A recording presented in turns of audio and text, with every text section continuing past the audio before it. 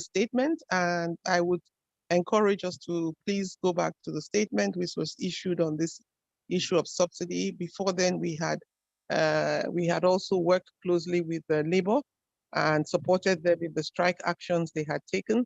But unfortunately, the negotiations that Labour went into were abrupt. We felt that Labour had not consulted as widely as it should have done.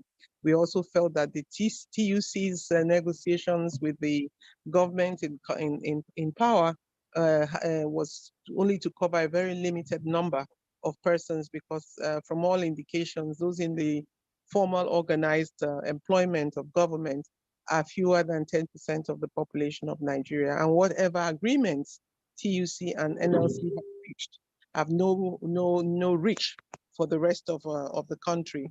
And that we as concerned civil society citizens need to work up there and hold that space for the over 90% of Nigerians who have nobody speaking up to them. So we had initially supported the strike action, but when the TUC and NLC moved on to call up the strike, we made our own demands independently. We called on this government to explain to us how it arrived at the template, which it has used to come to the price of 530-something naira per liter. We said to them that, look, the conversation is not about the removal of subsidy or not, but the question is about the removal of the fraud in subsidy, and that conversation has not actually happened. We wanted to know, for example, what's going to happen to the 800 million World Bank subsidy loan, which was collected from the World Bank before the end of the last government, and its utilization. We've heard that 50 million households will be identified, how that will be done and in what regard and for how long. We just don't have we don't understand what's going on that front. We also know that the PIA is already in operation, and that although this government wants us to believe that the decisions it has taken so far have been a decision that is independent of the PIA, but we also know that in the context of the PIA, there are certain obligations which government must pay attention to, and we want to know to what extent the decision on subsidy being done is addressing those concerns. We worry that there's a lot of talk about us paying for the PMS at a price of 540.50, whereas the Vice President himself had recognized and spoken about a very powerful cartel in the oil and gas sector. And no reference has been made since the declaration as to what will be done about that cartel. That cartel seems to be enjoying a very close relationship with government, and nothing has happened to suggest to us that beyond punishing the ordinary citizens with this new price and this inflicted and callous price on fuel, that something has to also give way on the other side. We've seen through some of the write-ups of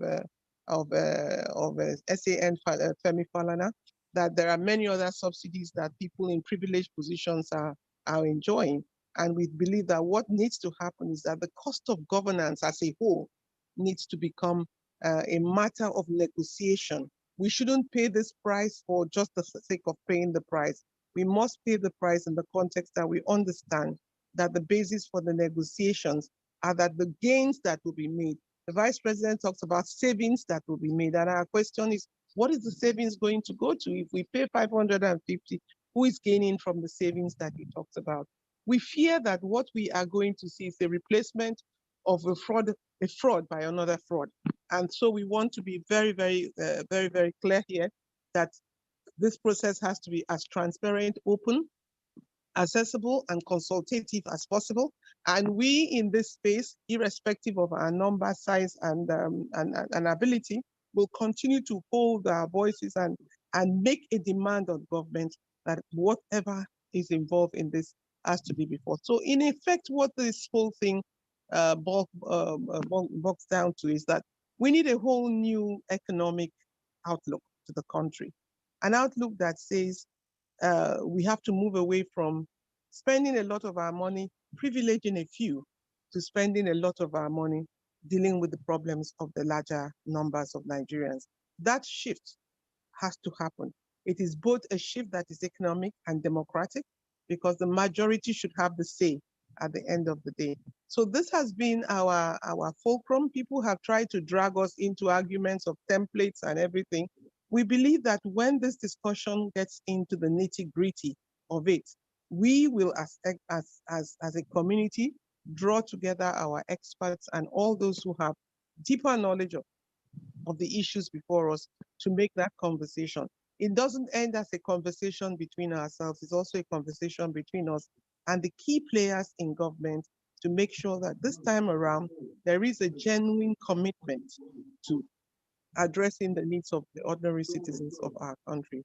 So we're grateful that all of you have joined us this afternoon, and to say that this represents the beginning of many more actions and conversations, and to demand and to request respectfully to all of you that whenever we call, you would understand the space that we're trying to hold here.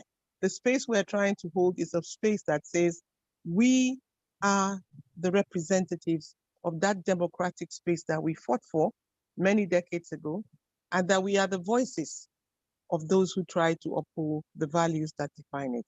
And those values are a rules-based approach to democracy and to governance.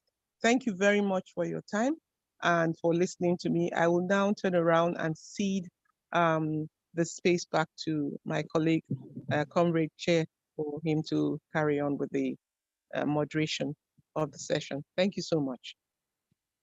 Thank you very much, distinguished. Thank you. Can you hear me?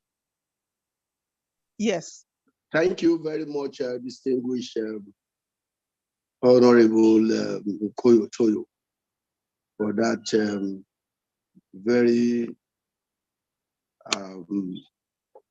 incisive and elucidating analysis of the problem and what is to be done, as agreed by the Labour Civil Society Front and then the June 12th movement. You've done very good justice to that background. And we have seen that one of the panelists have joined, SAN, Professor Ozekome has joined. I was trying to get His Excellency Atiku Abubakar. Maybe he's still having his medicals or he has joined, I wouldn't know. But I'm in touch with him though, to see that he comes to say his goodwill. And I'm in touch with the handlers of His Excellency Yemi Osibanjo. The Lagos State people who have come to ABIOLA residence to learn it. We need to apologize for those who have gone to airport hotel, that we are unable to do that at this time for tactical reasons. But we have converged already, and then we are going to do it. I must appreciate our leader, His Excellency PeterObi, who has been very tenacious, and he's a people's man. Wherever you find the people, he's always there. You know, it shows that he's a true leader. He's been here on time, you know, to solidarize with the Nigerian people and to show that he believes in this cause. It's such a wonderful, wonderful leader to emulate. So we'd like to welcome him. We'll give him time, but not now. But I would like, before we take our excellencies, to have one of the veterans with us in those days who were fighting, you know, universal defender of democracy. That was the outfit at that time. We were on the field together. They were leaders, that's Chief Mike or Professor Mike Ozekome, to intervene because he will have to stay till the end, because he knows much of these things that we are doing together. before I call on our excellencies, I would like to bring for the microphone an eminent defender of human rights and democracy universally, Chief Professor Mike Ozekome Essien, the Akpakpa Fiki of Edo land, to speak to us, to lay the background to the two topics. We have two topics here. We are dealing with the electoral crisis, flowing from February 25, this are BU 93 and June 12, and we are also dealing with the fuel subsidy scam, which has foisted on us what you call outrageous hike in fuel price. So, Professor Mike Ozekome, I yield the floor. Thank you. Yeah, can you hear me? We can hear you. Very good. Thank you very much, veteran chair. Thank you, my beautiful sister, Ambassador Koyo, that just spoke. You can see from the background that I'm actually in Eko. I'm going to the airport. I just left the airport hotel at IKEJA, where I went to after the solidarity songs at the graveyard of Chief ABIOLA, and after laying the I decided to quickly head Wale Okuni, who now told me that we were no longer meeting physically or in persons, but virtually. I welcome all of you. The two topics are quite germane in our present circumstances. Let me start from the first one, that is the electoral process. I thought by now we should have gone beyond the stage of the BVAS, electronic transmission, IREV. Areas that smaller countries like Kenya and Malawi, South Africa, have already gone beyond. I notice we are still talking a presidential election having hitches, not being transmitted electronically through the BVAS to IREV of INEC. Even whilst the same election, the results of the same election held at the same time, using the same, using ballot papers put in the ballot box at the same time. That is, the senatorial and the House of Representatives elections were seamlessly transmitted electronically using the technology that INEC itself had told us again and again and again that was going to be deployed. Then suddenly, like the way Fela would put it, the BVAS and everything developed what INEC called glitches, and everything was off for nearly 24 hours. And that was when the results of the presidential election were said to have been got, and we had the president declared in the wee hours of the morning. I will not speak on the merit because aggrieved parties, including my brother and friend PeterObi and his Labour Party, Atiku Abubakar and his PDP, are already in court.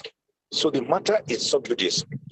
But it aches me to no end to think that in the year 2023, we should still be talking about mad elections, fundamentally flawed elections, when as far back as 30 years ago, June 12, 1993, Bashorun Moshood Kashimawo Olawale Abiola, otherwise MKO, had already won an election fair and square, still adjudged till date as the freest, fairest, most credible, most transparent election in the history of Nigeria.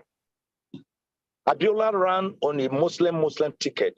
Nigerians did not give a damn about that because though very worthy, he was highly pro-people, pro-masses, using his wealth, according to him, like manure to fertilize the wretched lives of the downtrodden.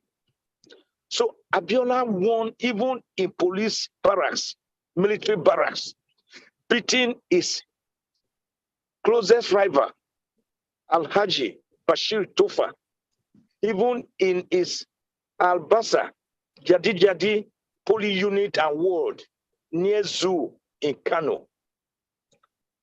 That was how credible that election was. How come Abiola was not declared the winner? I hereby call on General Ibrahim Badamasi Babangida that he has an explanation to Nigerians before he eventually passes on.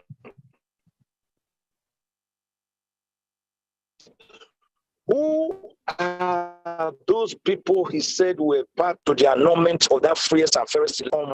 These witches and wizards that dwelt in the coven to deny Nigeria of perhaps a person would have become the greatest president in this country, whose entire program was Hope 93. He also that explanation. He said there were some people within the military and within the civil police. Let us know these people so that history will not adjudge him as having known too much but said too little.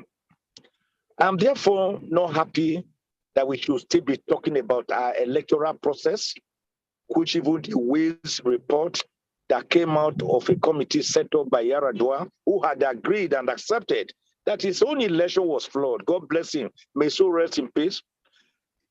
All the recommendations in that report have never been implemented. That is why we are where we are.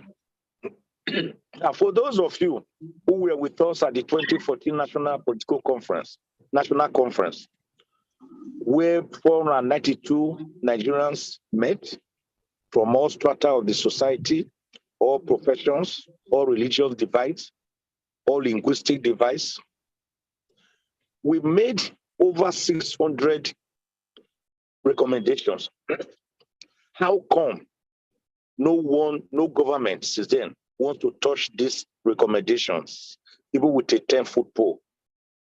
If we had touched them, or even if we touched them, and restructure Nigeria and allow Nigeria, I was in the subcommittee as to what to do with the recommendations of the National Conference, and we agreed that those that were not controversial could be enacted into laws, but that serious matters like constitution involvement should be taken up by the government in power towards having a people's constitution, an autochthonous, people-driven constitution that enjoys their legitimacy and credibility and believability, not the present schedule attached to Decree number 24 of 1999, which is the present constitution that has already been amended 4 times and still counting. So we need that people's constitution, whichever president finally anchors after the election petition has run its full course up to the Supreme Court. Even if your only agenda, apart from looking to the welfare of the masses, which is very critical to democratic dividends, even if your only agenda is giving Nigeria a people's constitution, wherein they will buy into through a referendum or plebiscite of the people, as was done in Kenya, in Egypt, in Tunisia, in Eritrea, in South Africa, in Iraq, in Iran, in Bangladesh, and heavens did not fall. Even if that is the only other point on his agenda, apart from giving democracy dividends, then he would have succeeded as a president. Because for as long as we continue to pretend that all is well, treating an ailment like a boy with eczema, or like a boy with a serious boy that has become cancerous with medicine meant for ordinary skin disease, for so long will Nigeria continue to be on a journey to new destination, compassless. On the second issue, and very quickly, in the Asiwaju Tinubu government has said it has allowed and removed subsidy, and that the government has no apologies for that. Very well and good. But I thought it was Tinubu and others, including former President former President Muhammadu Buhari, and the major players in Buhari's government, and even those ones, as we already seen emerging from this government, who actually shut down Nigeria in January 2012, when Jonathan said he was removing a little of subsidy by increasing the fuel price. I think it was then about 85 naira or 90 naira to about 110 naira, and it was forced down to about 97. Nigeria was literally closed down from Abuja to Lagos, Ibadan to Osogbo, Benin to Owerri, Umuahia to Calabar, Aba to Onitsha, Kano to Kaduna, on the ground that there was nothing like subsidy, and that in any event, the subsidy was just by the people they call thieves.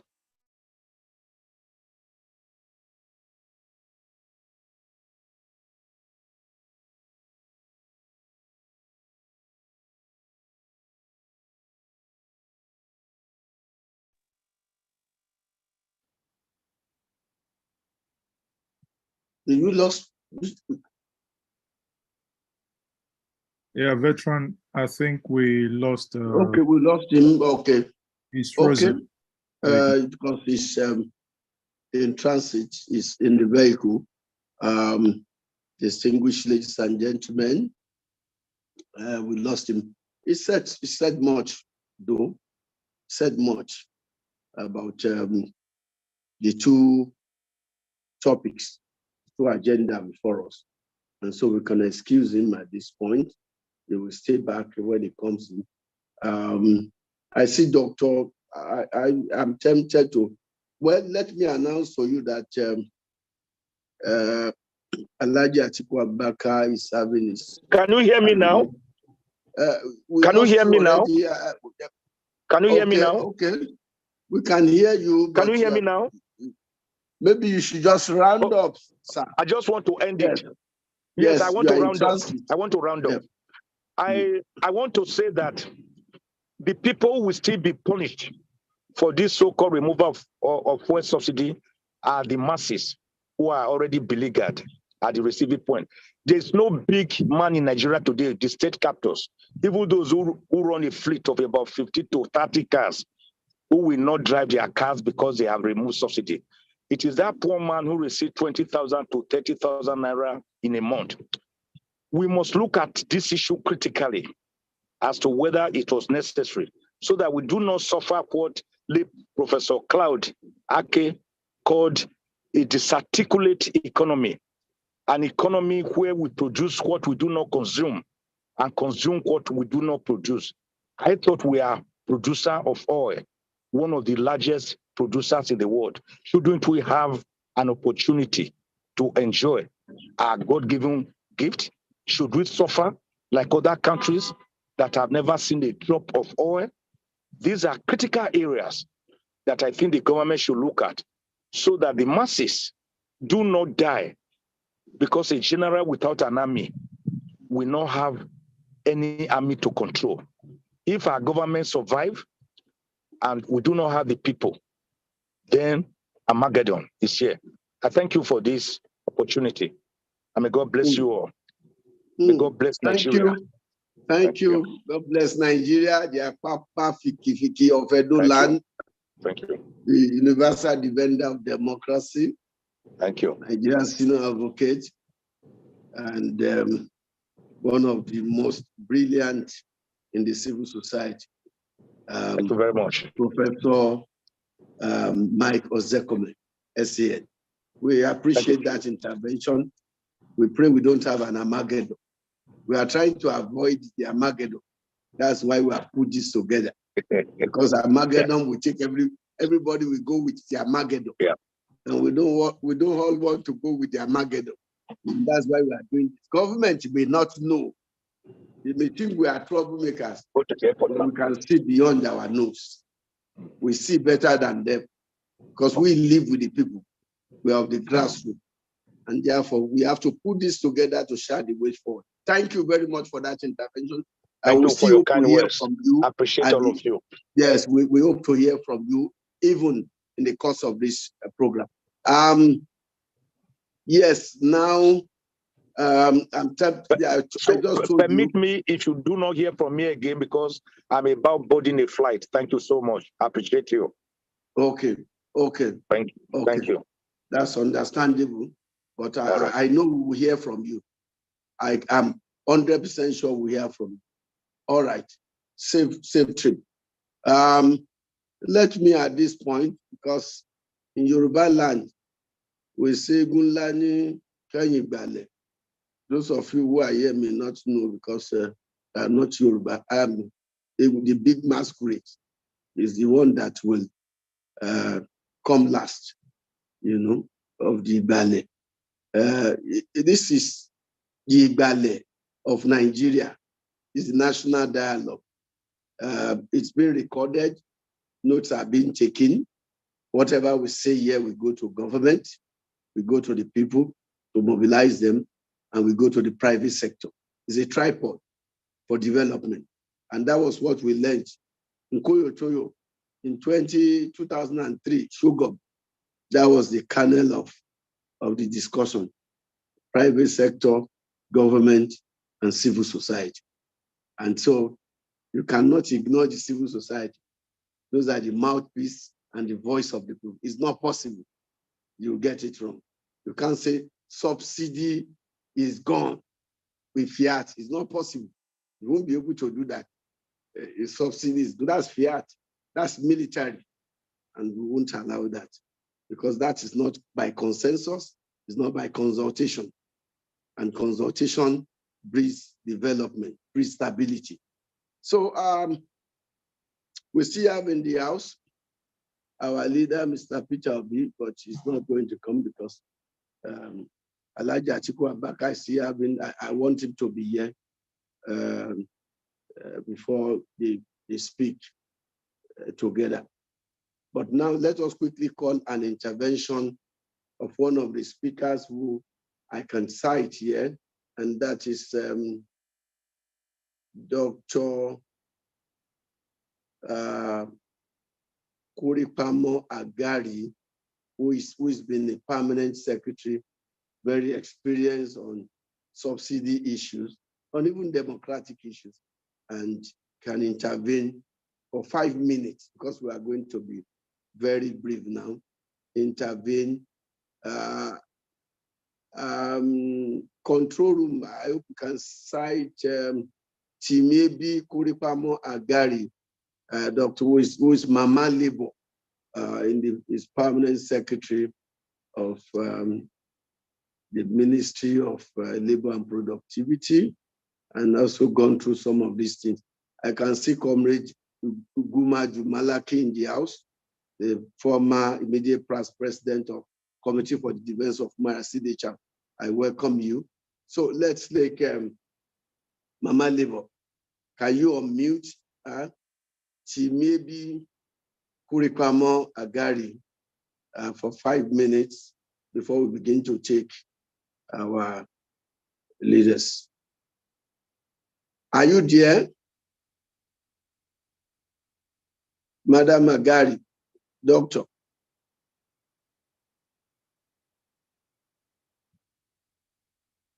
Dr. Agari, can you unmute her? Hello? Control room, please. Can you hear me? Yes, we can hear you. She's been asked to unmute. Okay, okay. Okay, thank you very much. Yes, madam. Thank you very much. I have been unmuted. It's an honor and privilege for me to be here. Yes, I just want to first commend my labor friends for suspending the threat to strike last week.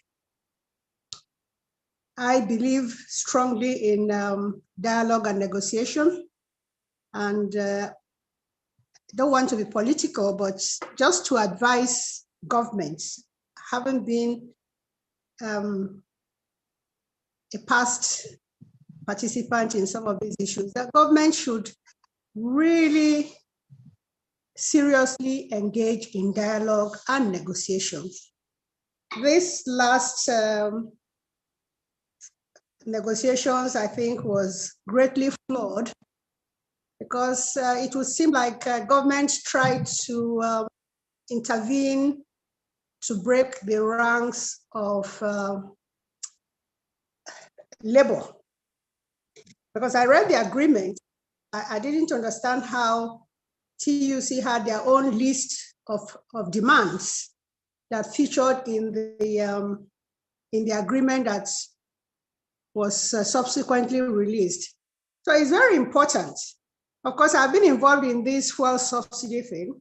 And my point is, yes, we can remove the fuel subsidy, but I think that Nigerians really would need to see that template, the template that NNPC uses to determine the cost of fuel.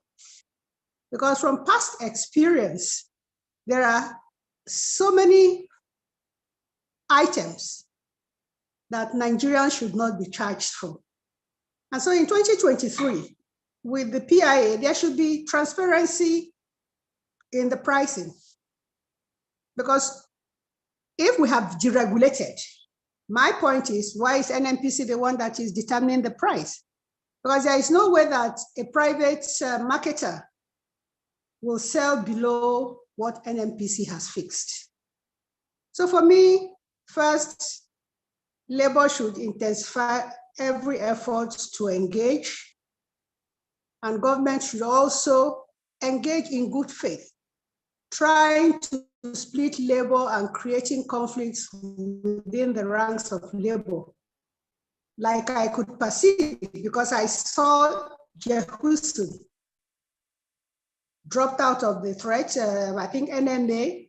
So I think that these things, and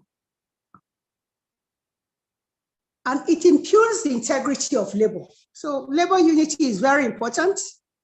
I will leave the issues of politics to those who are familiar with it, and wish Nigerians happy Democracy Day, and hope that going forward, we'll have real democracy where the voices of the people and the choices of the people will matter. Thank you very much. Thank you very much, Mama Labor. That was very brief and straight to the point. and we got the gist.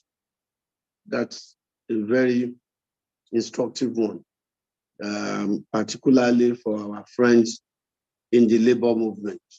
The NLC president is in Geneva, and I'm going to bring him here. I don't know the time difference, but we spoke yesterday, and he sent one Mr. Adeyonju or Comrade Adeyonju. We represent him physically. And I said to him that he has to speak via Zoom. So the NLC president, yeah. But then, since we have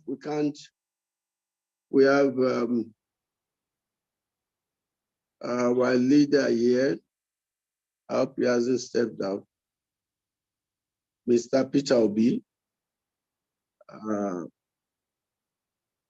Is he still in? I'm trying to check. He's there. Hello? He's Is there. he still here? Okay. Well, is this just goodwill to felicitate with Nigerians and to also advise us on what can be done on those issues? So it's purely goodwill to speak to us. I don't know whether he wants to speak now or he wants to wait. I've been very indecisive about that. But if he wants to speak now, we can take him because we want him to listen. But then because he said he's a good listener and he learns. So I'm taking it from that perspective, but I'm also, he's been here for some time. So I don't know what the consensus is. It's either we take him now or he waits a bit, take note of the interventions and then wrap things up. What do you say, Madam Nkoyotoyo? Nkoyotoyo, what do we do with that? Given the fact that Alhaji Atiku Abubakar just said that is right before his medication. I think we can always, the Okute Global can always give us more than one advice. Let us hear him, please. Okay. On that note, control, can we have the leader of the people, His Excellency PeterObi, to address us?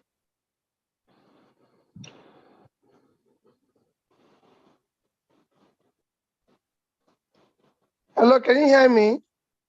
We can hear you, sir. Okay. Well, mine is first to start by most sincerely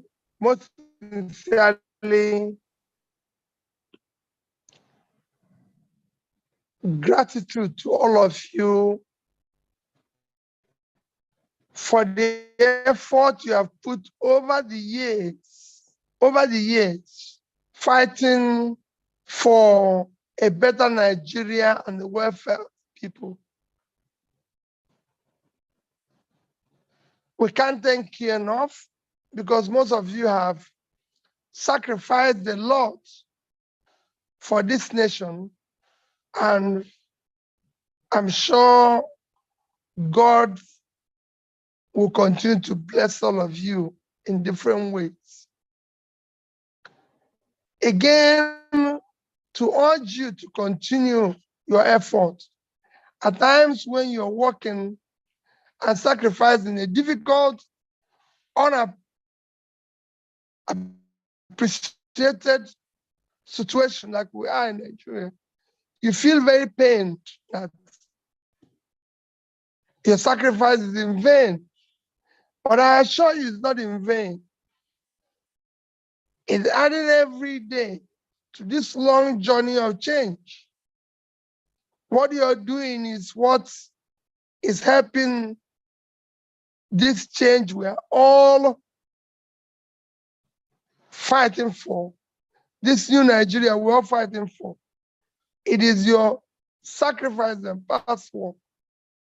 As for the two things you're mentioning, I can say a lot about the election because, of course, I'm in tribunal. The only thing I can say is that the major ingredients of democracy is, like my very dear sister in Korea has said, must be rooted on the foundation of rule of law. And like I said publicly, if you must seek or want to answer His or Her Excellency, the process through which you reach that destination must be excellent. Because you've now become exemplary, a role model for people to emulate. And we cannot allow our children, our young ones, to be emulating criminality and things that are wrong. So for me, this is sacrosanct. The process is far more important than what you do thereafter. As for issue of subsidy, I've maintained throughout the campaign that subsidy is organized crime, and I've shown it using the example of Nigeria and Pakistan to show that the quantity of we consume is far more than what we're supposed to consume, because we have a country with similar population, even with more roads. I don't know whether they have more cars, consuming below 50% of what we consume. So showing it, I've looked at the cost, and like again, my dear sister said, let's be transparent, let's have the costing. I said I will remove it immediately, but let's have the statistical method in which you arrive at, one, the cost, what you're removing, and the benefits. Like I mentioned in my tweet, that there's a difference between if you have a toothache and it has to be removed. There's a difference between that you went to the dentist and he applies the local anesthesia and then having it removed by force.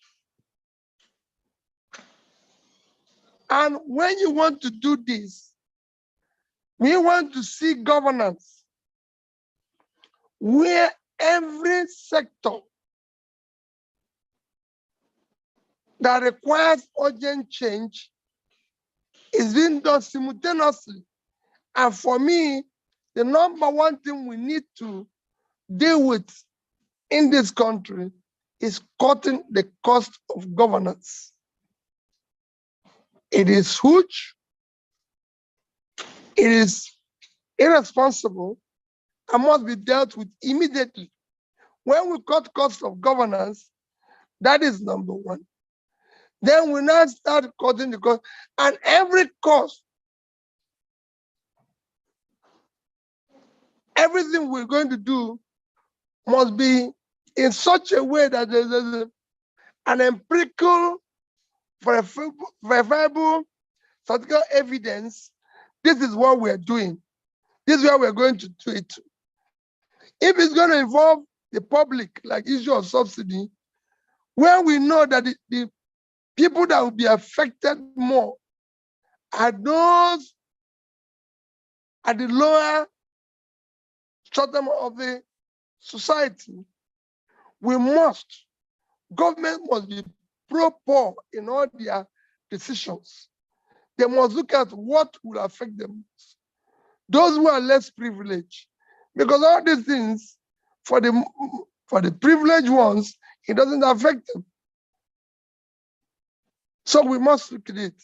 So for me, government must, in everything they do, think about the less privileged, the poor in our society, The targets must be how to lift them out of poverty, to how do you get those things that work for them, education, primary health care, work immediately, and then be able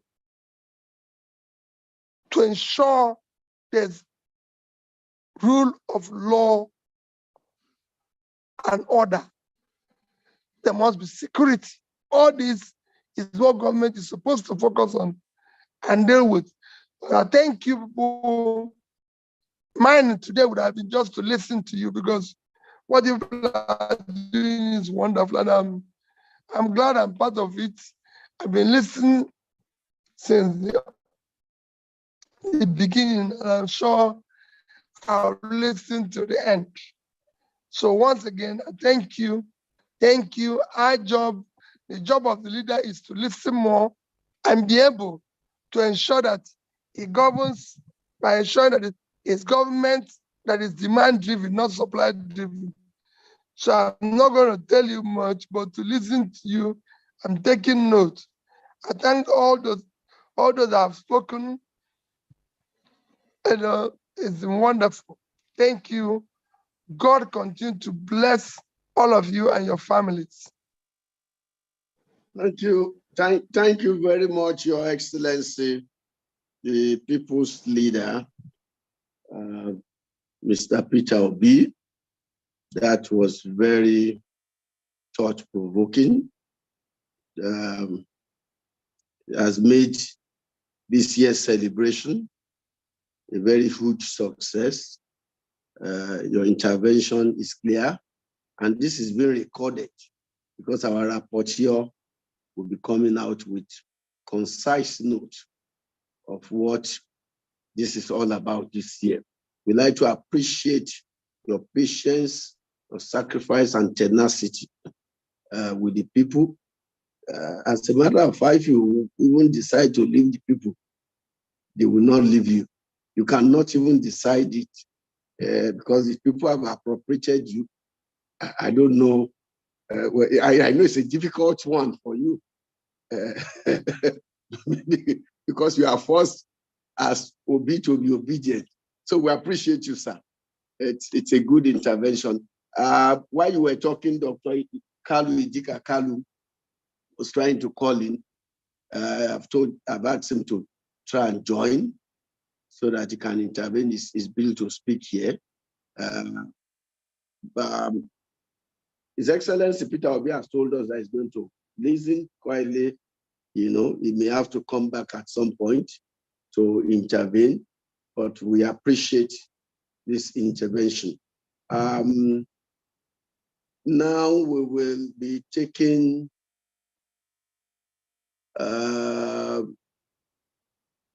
Madam Nkoyo.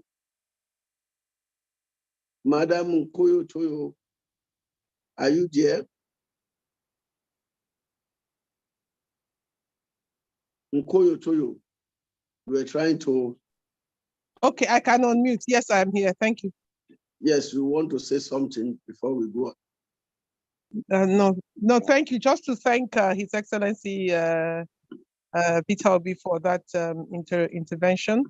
And we are grateful that the voices that we are raising, although online, are being heard in many corners of the country, and that the importance of holding on to this space, he has made allusions to that, and that this is an important piece of work that we are doing, and one that the country needs to recognize. I am believing that he too, like the rest of us, will take this message to many other fora and educate them on the need for people to be conscious of the role that civil society plays. And you reminded me of the 2005 Commonwealth People's Forum, where I was the chair of that forum.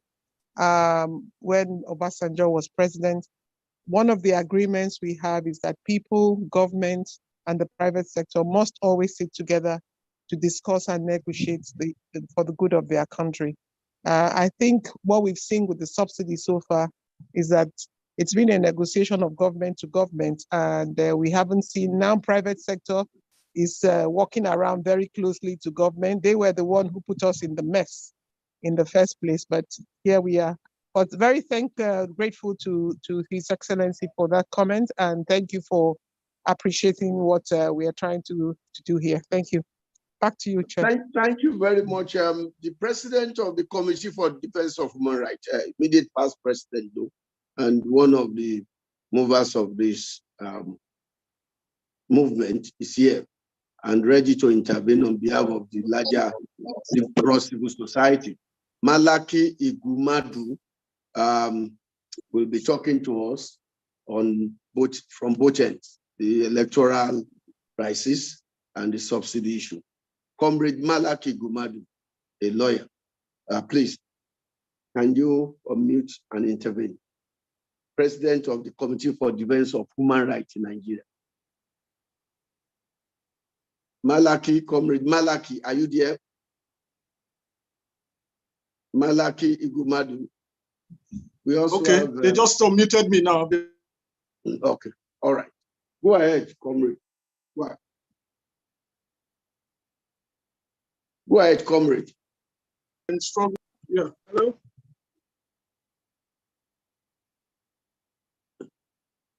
We can't hear you.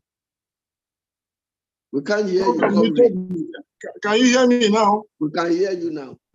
I've been struggling to unmute myself. Oh, sorry. I believe that was from the host because, well, good evening, everyone.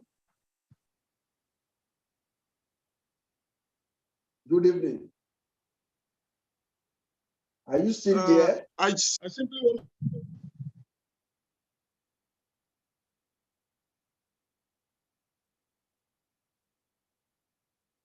Can you go ahead? What's wrong?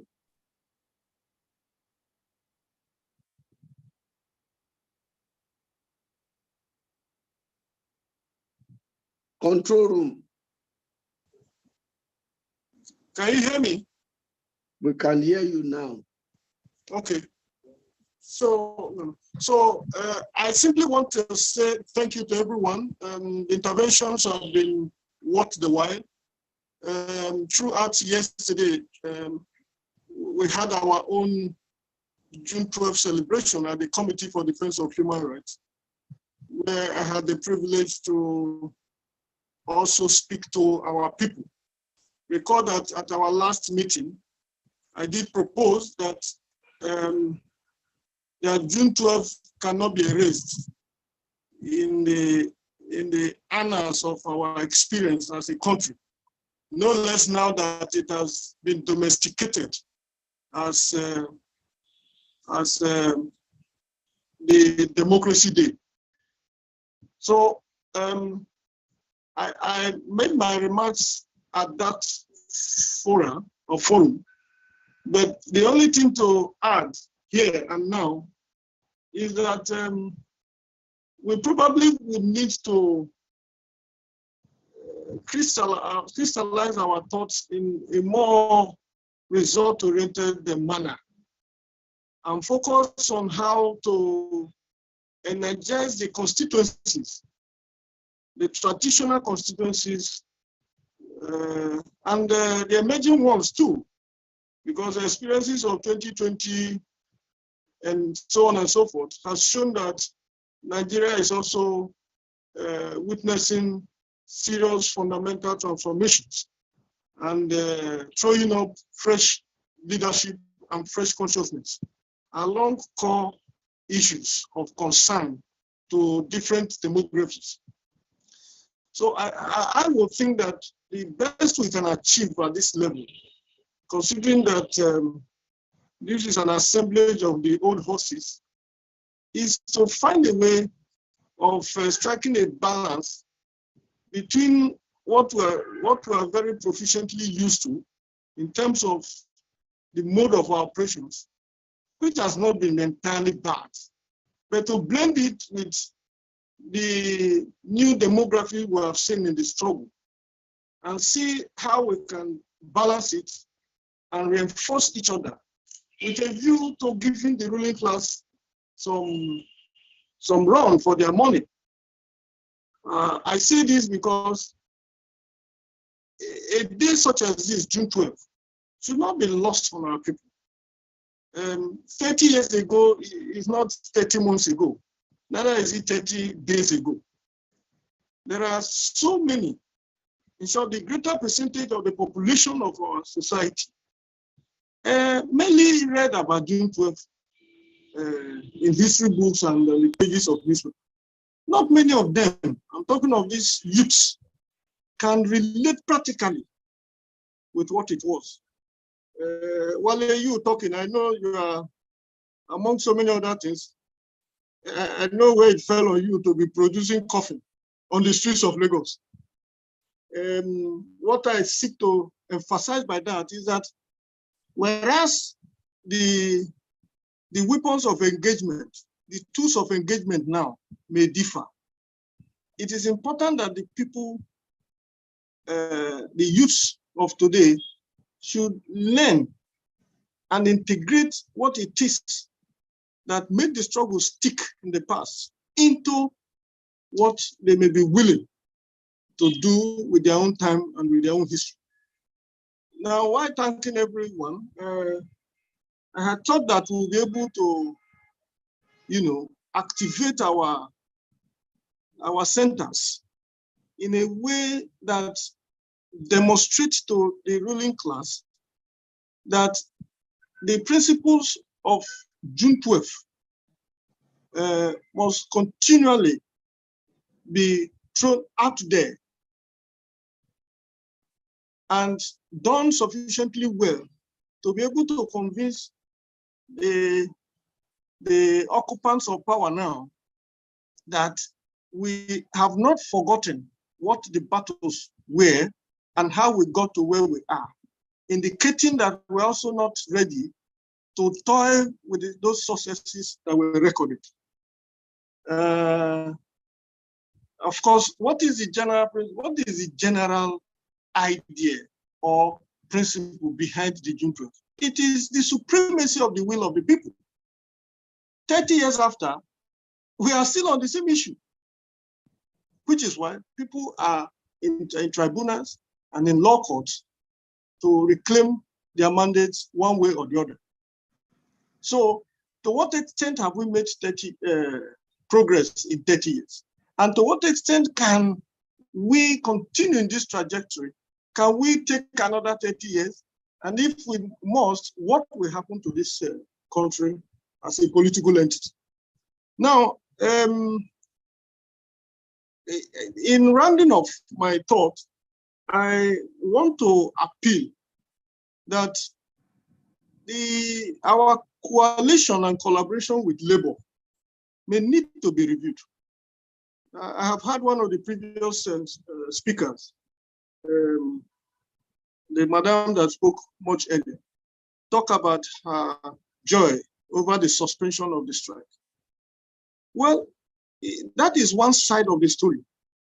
The other one that resonates with the masses of the country is that it appears to them, and this is coming from numerous of such incidences, that there isn't in the country a very viable, potent labor centers that can take a position and breathe it down the government in a way that at least show them that we can't take all their policies, however obnoxious. And what it does is that each time the Nigerian people are mobilized and demobilized, it becomes twice as difficult to attempt to even beckon at them. And that explains to a large extent why the Labour Civil Society Coalition was contrived in the first place.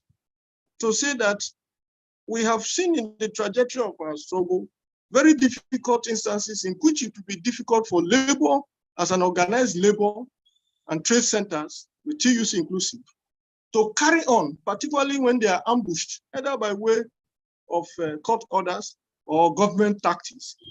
And that at that point, they can easily diffuse into the civil society. And we have, in many years in the past, we have carried on. We have carried on. The first thing is to be able to carry the Nigerian people in one first week. When they encounter that, we take it on. Okay. So that's my point, that we need to also find a way of reinventing those strategies. Labor can dissolve into the civil society with the purpose of carrying on their struggle through the people. They are first Nigerians before they became labor activists.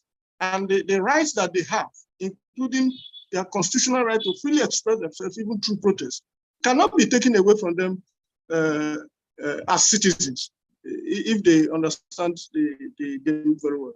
Let me leave it at this point. I'm actually also very keen in listening. Thank you very much for the opportunity. Thank you, Comrade Malaki Igumaju, President, immediate past President, Committee for the Defense of Human Rights. I believe the part of the campaign for democracy that fought for the restoration of democracy. It was the CDHR that was the precursor to the formation of the campaign for democracy, which we used to really galvanize the struggle against military rule. He was immediate past president. Thank you for that intervention. Before we bring on the bigwigs, let's quickly take another intervention from United Action Front. I have Segun Showumi for 5 minutes to intervene on the two issues. Comrade Segun Showumi speaks for the Atiku Abubakar side of the divide. Are you there, Comrade Segun Showumi? Are you ready to intervene? Yes, I am. Yes, I am. Yes, good evening, please. and thank you very much for this intervention. What I would want to say quickly is that if we're not very, very careful, we're going to find ourselves in a long-drawn civilian dictatorship from the look of things. And it comes on the tail of what the last speaker just said. It doesn't matter any explanation labor operatives and labor movements give. It was quite frustrating and a bit uncharitable that they backed down too quickly. Why? Everybody gets the subsidy removal argument.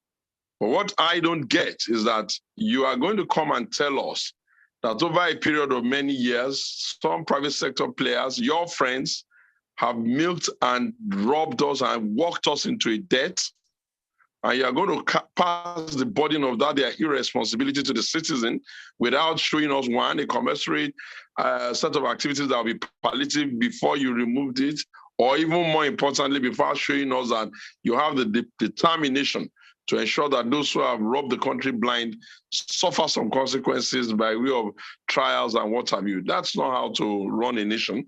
And if labor finds it so easy to be, made to back down before they even start, it can only give you an idea of what we have coming up before us.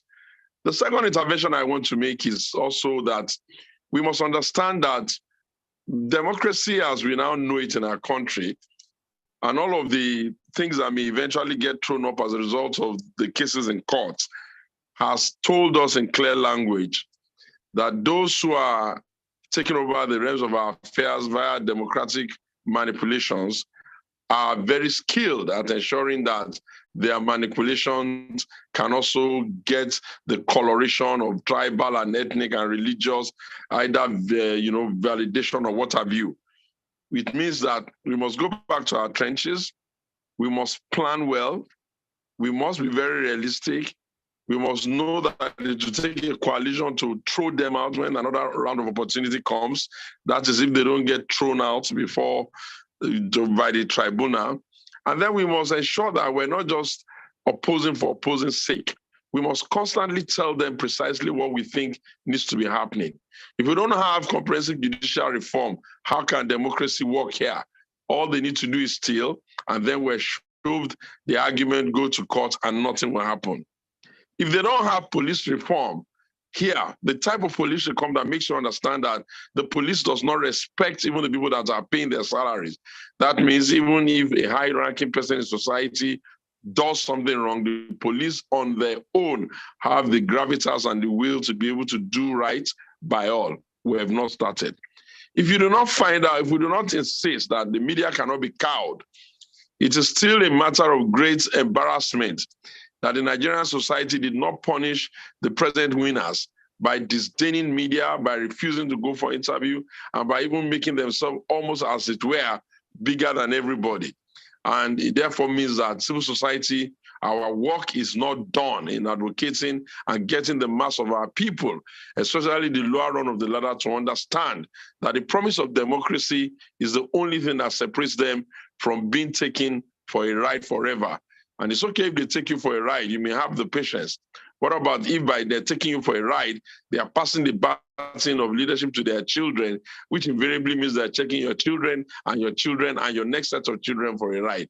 It's not going to work. And I think that Dele will understand that over and above the talk shop, you must figure out a standing committee that really works on strategy and goes to every length available to ensure that we're going to say no. This type of thing will never happen again. Otherwise, we'll endure to 2027. Some of us will put ourselves up again, and some criminal elements in our society will do brigandage and what have you, and we'll be here again after we're speaking the same type of English that can become sometimes frustrating. And finally, I want to commend His Excellency PeterObi. Without a doubt, you are truly the alter ego of what the people want in leadership now. You have done more than one would have expected of you. And I know that you have the tenacity and the ability to stay on this lane for as long as is required. All I will add is we must go back to the strategy board and go and review it so that the numbers don't start decreasing, but we can then make sure that it can increase, because if it must be, it is really up to us. Thank you very much. That's what I really thought I wanted. And happy Democracy Day and happy June 12. It's so sad that June 12 now looks like this 30 years after. If we knew this was what they were going to do with the civilian democracy, we might have left it in the hands of military dictators, because at least they are a little bit more reasonable when it comes to the usage of power. Thank you very much. Thank you very much, Chief Utomi, all the way from Abakoba, Ogun State, where you have General Osibanjo and co. Thank you.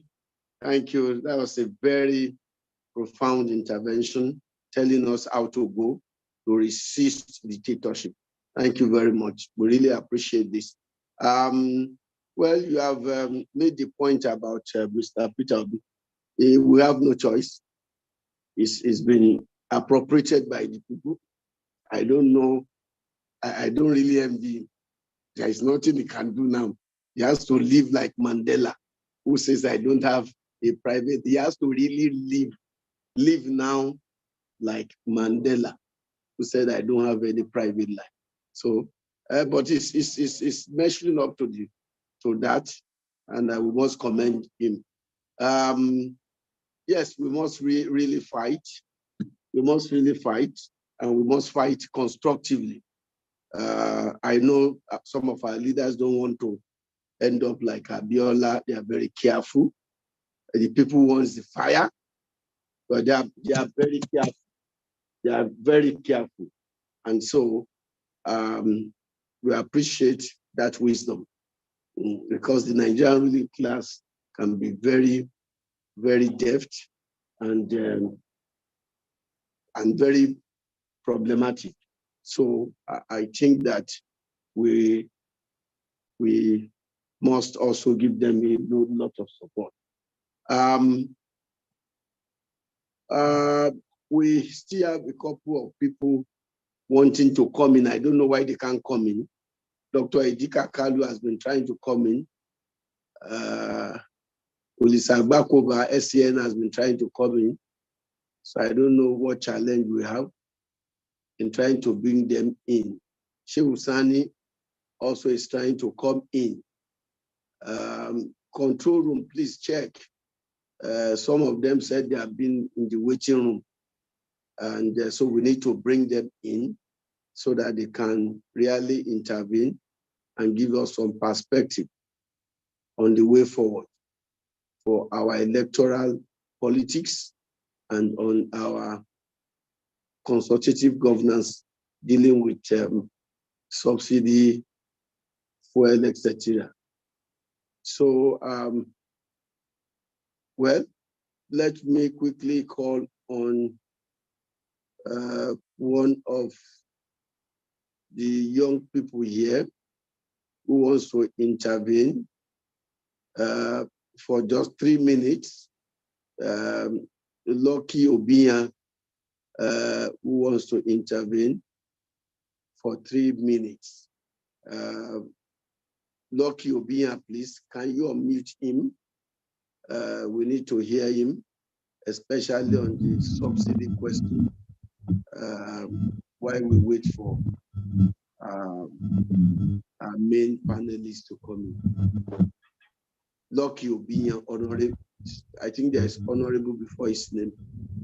Obia. Control room, please. Okay. Yes, 3 minutes. Thank you. Can you hear me? Faintly. Yeah, a very good afternoon. Yeah, 3 minutes. Yeah. A very good afternoon to everyone. More especially, let me begin by extending my greetings to His Excellency PeterObi, all the wonderful speakers who have spoken so far, Mike Ezekome, Shegun Shomi, and the rest of them. And thank you for the organizers. I also want to appreciate this opportunity to also give tributes in regards to the June 12th presidential election that is regarded in the history of this country as the fairest and freest presidential election in the annals of our country's history that we have ever witnessed. The truth of the matter is not far-fetched that the current generation is being oppressed by political elite. Over the years, the Nigerian state has witnessed different systems of government, from dictatorship, military junta, to parliamentary system, to democratic system of government, and what have you.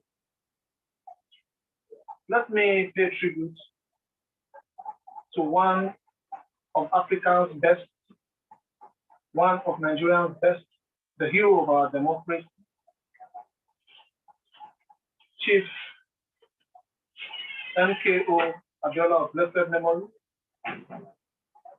The fight you fought as at that time remains a reference point in the history of this country. As we progress into the rebirth of a new nation, a new Nigeria is possible. For those of us within the civil society organization that have been on the streets of Abuja in solidarity with Nigerians to register and lend our voice as it affects the last election that took place on the 25th of February 2023. For those of us who have followed the trajectory of our activism, of our protest, we're doing that not just because we want our voices to be heard, but because we want to be a part and parcel of a new Nigeria. We've been at the vanguard of this struggle as it affects my generation. I just clocked 40 on June 1st. We wouldn't want to allow those political plutocrats who have run this country aground over the years, haven't stolen the generation before us, almost taking half of our generation. What are we going to bequeath to posterity should we allow them continue to manage and remain a clog in the wheel of progress of this country? This generation is taking this country back. I have been opportune to serve in various capacities in this country. I worked to the Federal Road Safety Corps for 14 years before I resigned in 2018 to run for Federal House of Representatives election.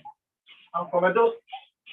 The manner at which I saw electoral brigandage, electoral robbery in 2019, being a victim of, informed my choice to say enough is enough. We must take our country back from this individual. The electoral malfeasance, robbery that took place in 2019, 2023, this will be the last time elections will be rigged in this country at every strata of government, from the House of Assembly to the President.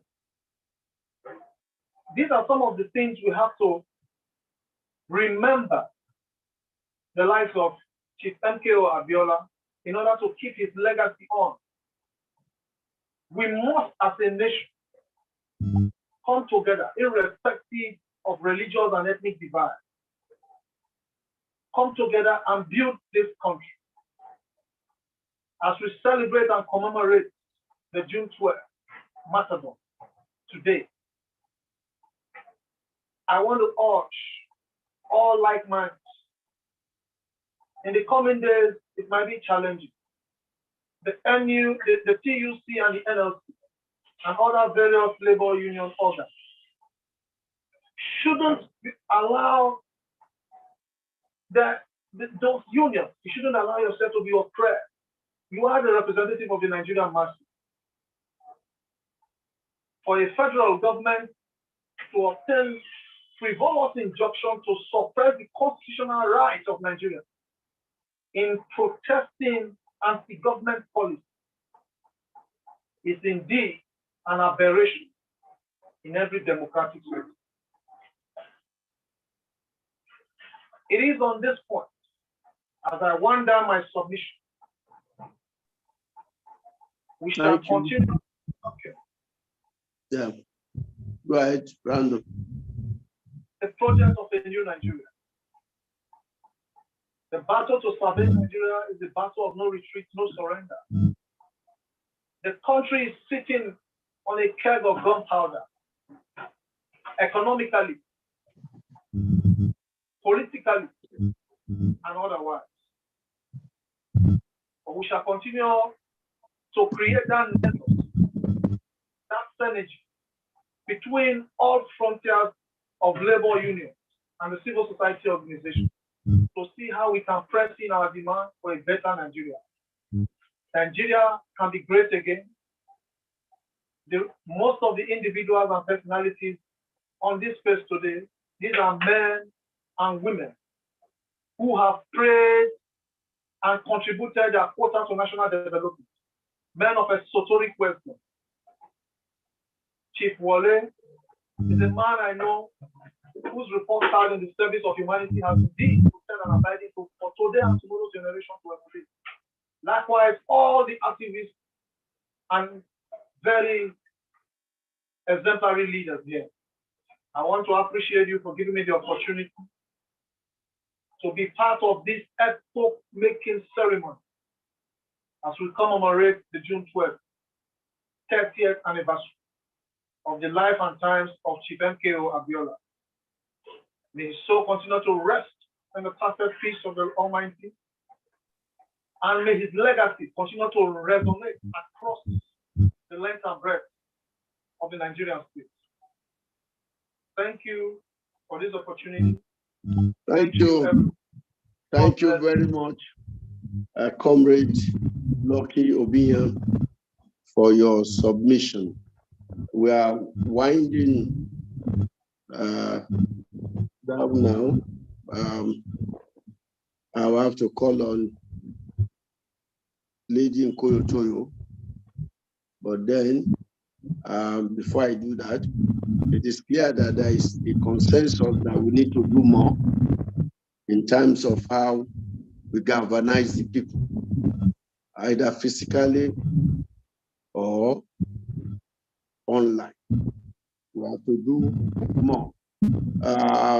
Sorry, I want to take Dr. Idika Kalu, who is on the phone with me now. I've been trying to get him in. Hello, doctor. Yeah, you are expected in now to speak. Hello? Yes. Please join, sir. So they are waiting for you to address us. You have the link with you already. Hello? You have the link, sir.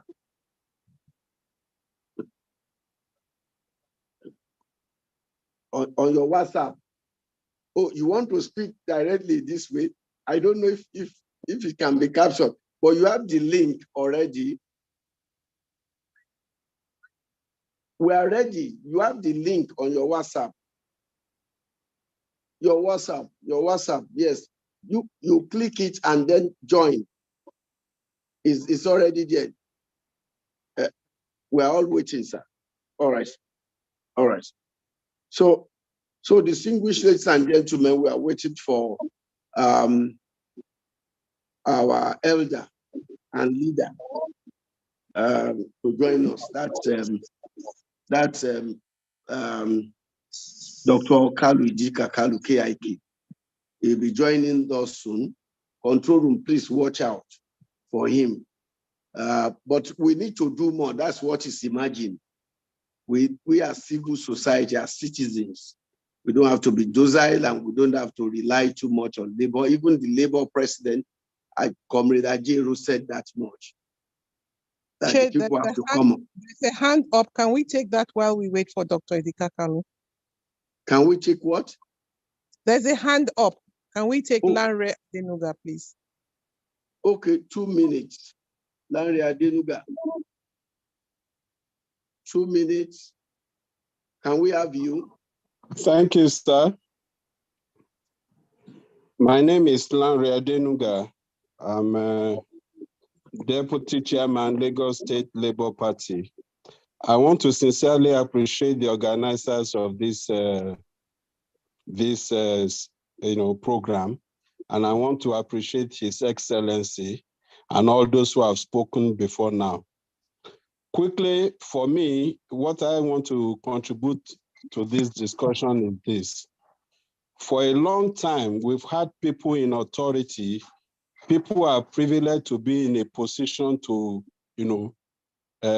take decisions, actually taking the laws into their hands and enjoying impunity. That means they feel they can do something and get away with it. What we are saying today, 30 years, what we are celebrating today is a decision, a wrong decision taken by a few set of people under the leadership of General Ibrahim Babangida, annulling an election, the result of an election that the whole world believed was the fairest, was the best. And the question I'm asking is, what has been done to Ibrahim Babangida and his cohorts and his people who annulled the mandate of the people? Now, there was another election that brought in President Yar'Adua. Okay, after Obasanjo, that election was rigged. Okay, even President Yar'Adua, when he came to power, he acknowledged that election was rigged. There was a panel that was set up to investigate. There were recommendations.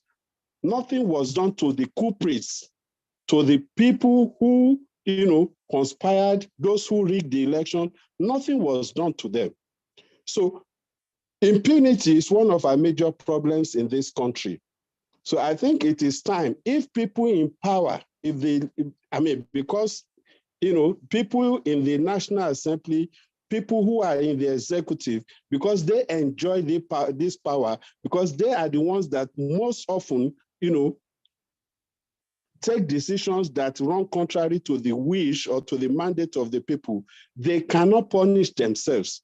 What I'm saying is that the civil society, because we say that power belongs to the people, the civil society, we must begin to galvanize efforts of the masses to really deal with these people and tell them that they cannot do anything. I mean, take our mandate and go scot-free.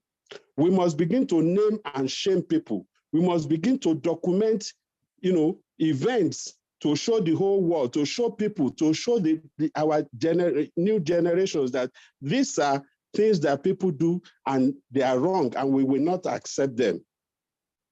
Like this election that happened, I feel bad. I feel, very terribly bad that some people will say that the February 25 election was fair and fair when there was violence, especially in Lagos. The way people were harassed, the way people were intimidated, the way people were maltreated, people were beaten, some people ended up in hospital, some people died. And then some people are saying that there was no election. Civil society must not rely on the media, on the established media, okay, to document these events and show that these are the people, and let's decide, this is what we can, people can decide to name them, to blackmail them, and to, boycott them, So civil society, we must begin to name and shame and deal with these people who take the laws into their hands. This is my submission. Thank you so much.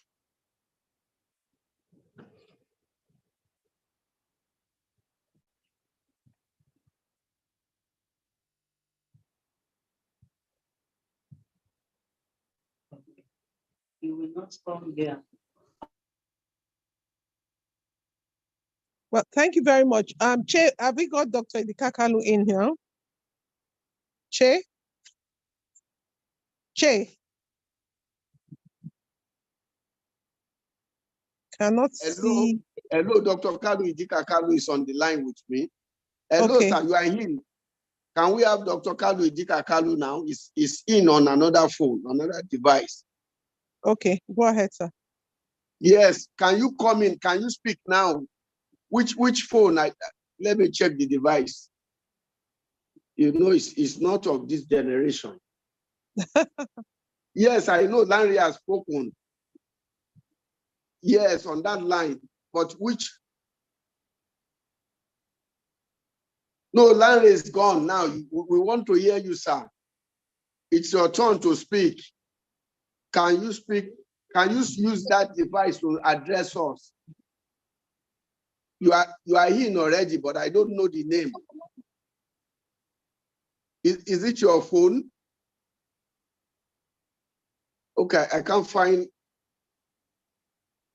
Yes, he has. It's just spoken now.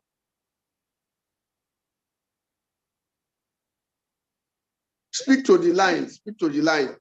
Speak. Address us. Okay, we want to have Dr. Kalu Idikakalu speak to us. Control, please. Can you check his device? He just came in on another line. We need to know the telephone number that he came in with. We can't see Kalu Idikakalu here, but we need to know the device so we can allow him to speak.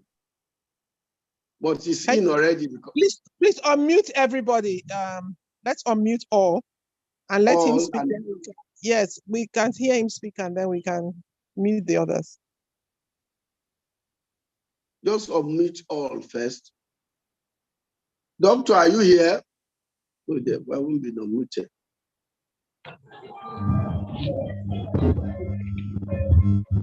Dr. Kalu Idikakalu.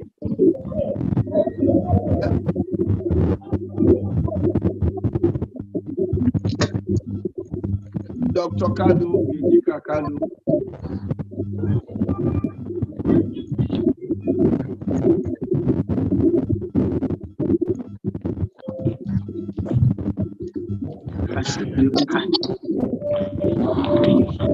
Hello.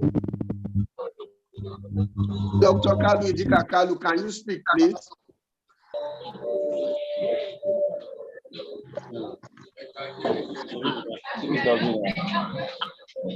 Dr. Kalu, Idika Kalu. I think we can go on, Che. We're not getting him. What? Victor Atubu is what? No, he's not. Okay, Mr. Stephen Osenwigwe, do you want to give us 2 minutes, please?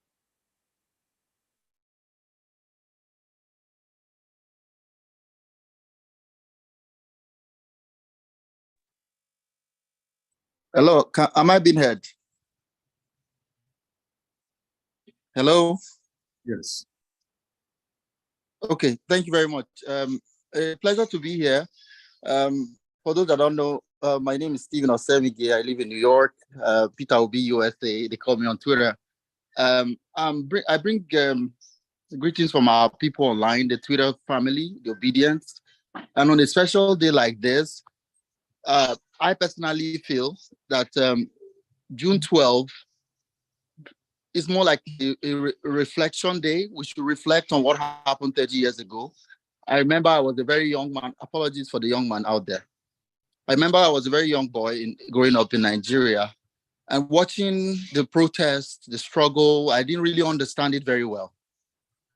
But being part of the Obedient movement and watching what has happened in February 25th, where I was online on my Twitter space for 5 weeks nonstop, 24 hours, talking about real-time experiences in Lagos, in Kaduna, in Imo, in River State, how people went through hell to cast their ballots. And as a convener of a support group, Save Nigerian Group USA, I have our members across observing and watching travesty going on. And the living through this and the post-election periods, we had people on the ground supported online and all that to air their voices. And you see the fear from Nigerians not wanting to come out because, oh, they'll kill or remember NSAS. And I said, and I keep saying online, that in a society where people cannot peacefully express themselves, that is not a democracy.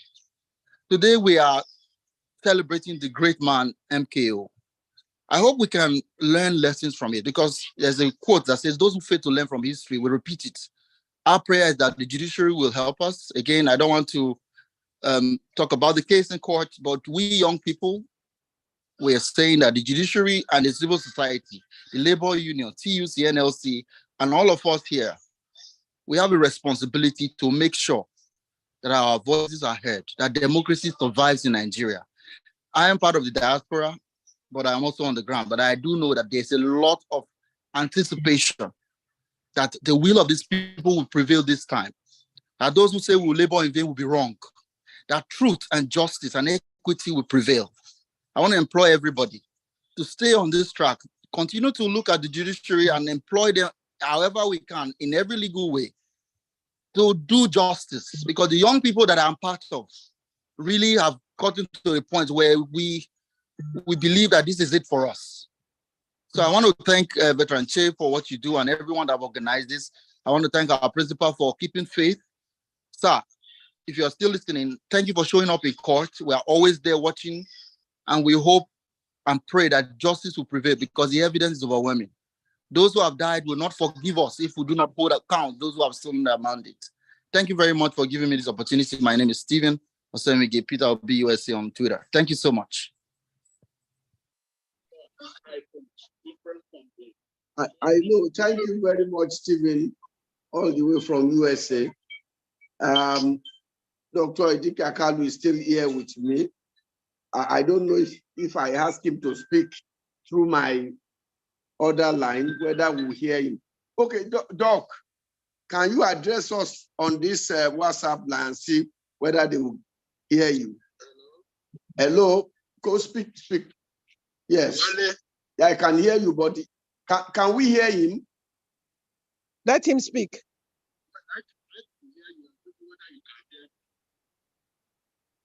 Can you put? Can you hear him? Can you hear him? Yeah, very little.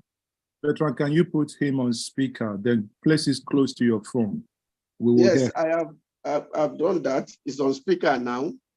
Yes, please go on, Doc. Place it close to your phone. Hello, they are listening. Yes. Go ahead. Yes, we can hear him. You can hear me now. Yes. Okay.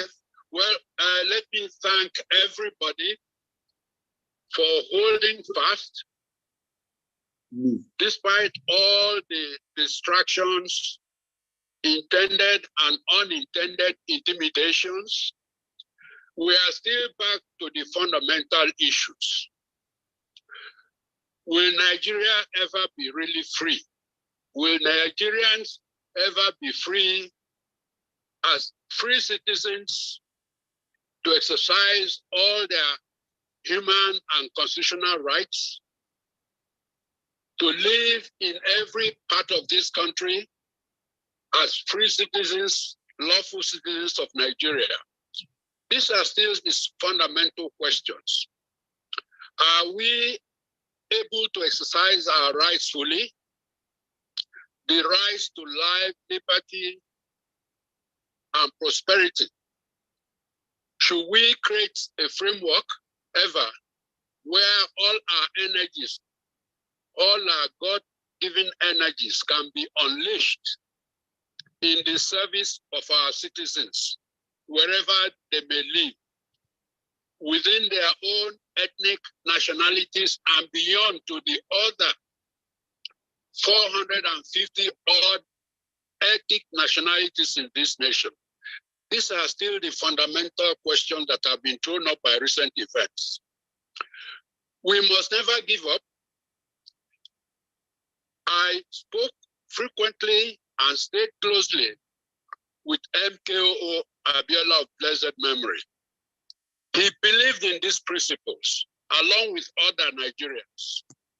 We must never depart from that path. Nobody should distract us with foreign ideologies, foreign religions, or foreign customs. Nigerians have a richness of language, religion, and culture of their own. All that is left for us is to act as common citizens with a common heritage. One will not want to put all this down to economic determinism, but I think it is clear that the fact that we are not able to define, sustain, and implement the right economic policies that will free the vast resources of this nation, from the delta to the semi-desert, from the woods to the Sahara land. We have multiples and multiples of resources we should unleash, because it is by doing this we are able to empower our citizens so they can stand by their rights. When people are fed, when people are housed, when people are educated, when they are healthy, when they can move around freely, it is only under these conditions that they can really regard themselves as free citizens.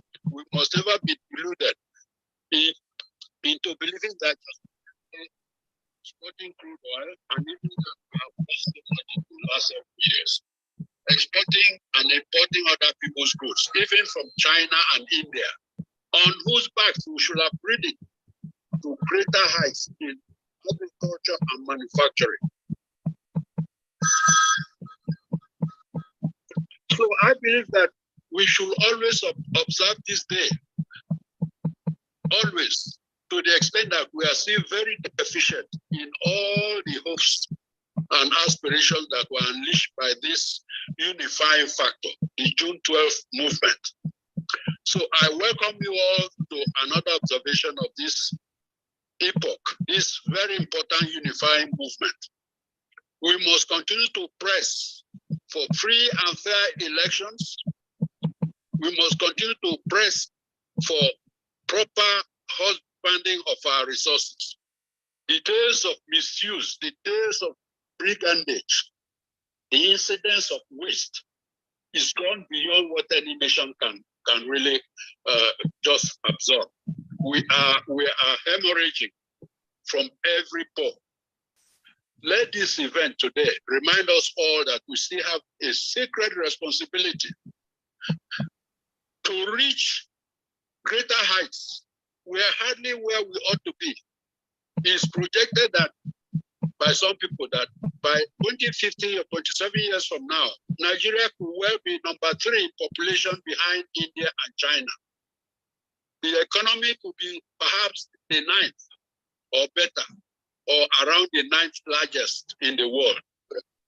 But clearly, this seeming illusion now can be more than a reality, but we must face squarely the task of mobilizing to fight ignorance, to fight disease, to fight sectionalism, to fight discrimination of all sorts, all the vices that stop Nigerians from the far north to the far south from being able to achieve the result of their labor, to reap the fruits of their labor and achieve the heights that are conferred on them by divine creation.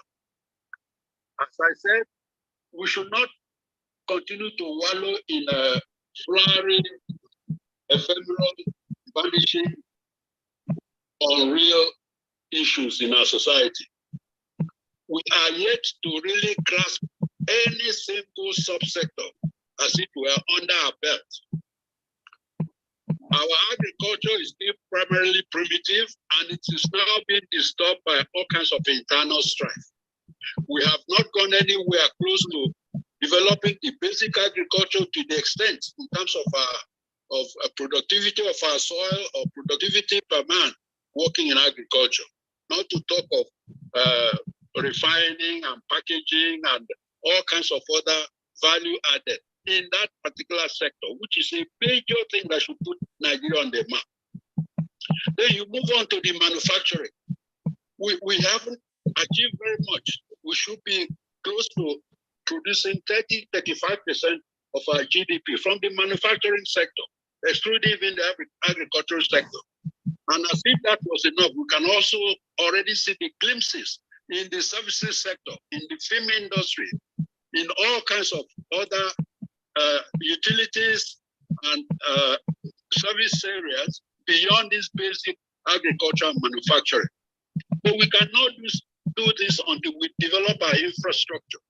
We cannot develop our infrastructure if we continue to allow the waste, rather than building and leveraging on our resources to make sure we have the best roads, the best bridges, the best hospitals, the best schools, like we're supposed to have, to sustain and expand reliable communications, and above all, to have uninterrupted power supply from the varied resources of energy that we are endowed with.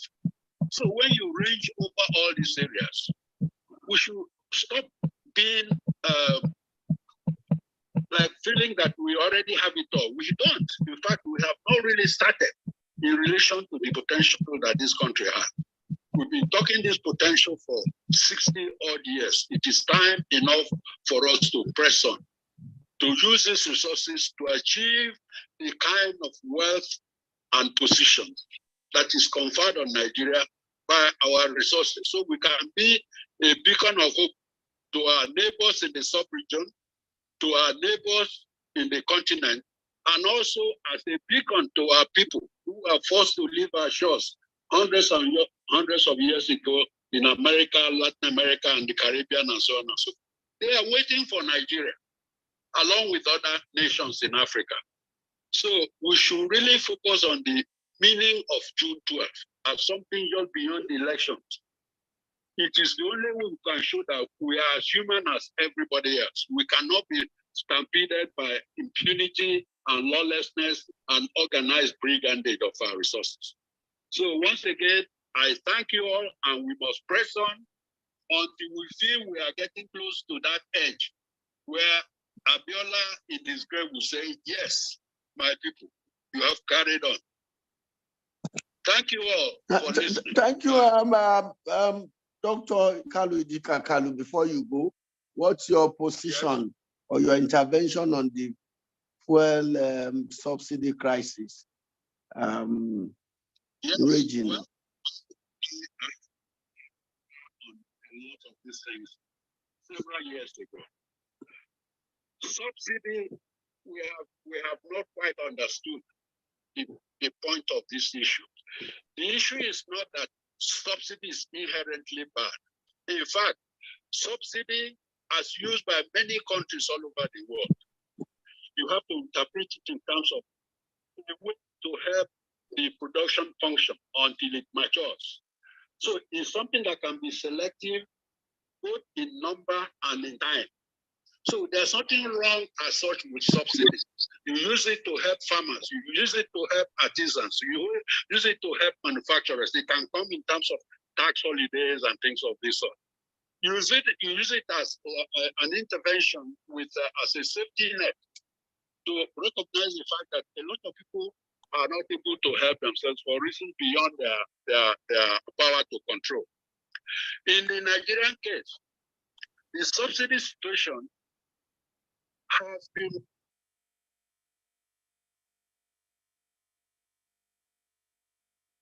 Hello?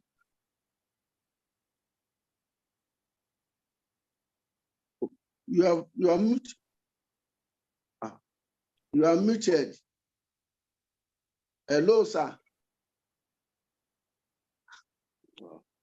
I may have to call him. He's muted. Can we take some others while we wait for him to return? Let me call him. Let him just round up. He suddenly muted his. Let him just round up. Hello, sir. Sir, no. You were muted. You said in the case of Nigeria. You said hello, sir. Subsidy in the case of Nigeria. Hello, sir. Understanding. When you have leakages from many pores, you have to clean those pores. You have to close those pores, those leakages. That is the only effective way of removing subsidy. In the meantime, by closing these pores means you are delivering services, goods, services, safety nets, and so on and so forth, so that the sharp impact of a removal will not be felt. And of course, every case like this is always the more vulnerable that feels it the most.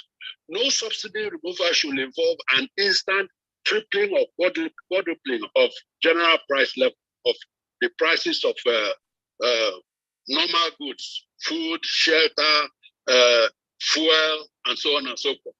When you leave it to grow by this much, as we did, it needs to be phased out with a clear demonstration of all the corporate policies that you have to put in place. So make sure that, yes, as you withdraw the subsidies, the economy is responding, everybody is getting better in terms of their earning capacity and so on and so forth. So the only problem I had with an instant removal is that instant removal that does not recognize the fact that a sharp removal means quadrupling and quintupling of oil prices, and that is not desirable under any situation. Other than that, quite apart, as I said, from using subsidy in the positive sense to encourage investment and production and saving and so on and so forth, when you need to remove it, you have to do it over a short phase, which, whether it's 6 months or 1 year, needs an empirical study that will inform you as to the best way to remove the subsidy without, as it were, upsetting the whole apple cart. So that is the question with subsidy.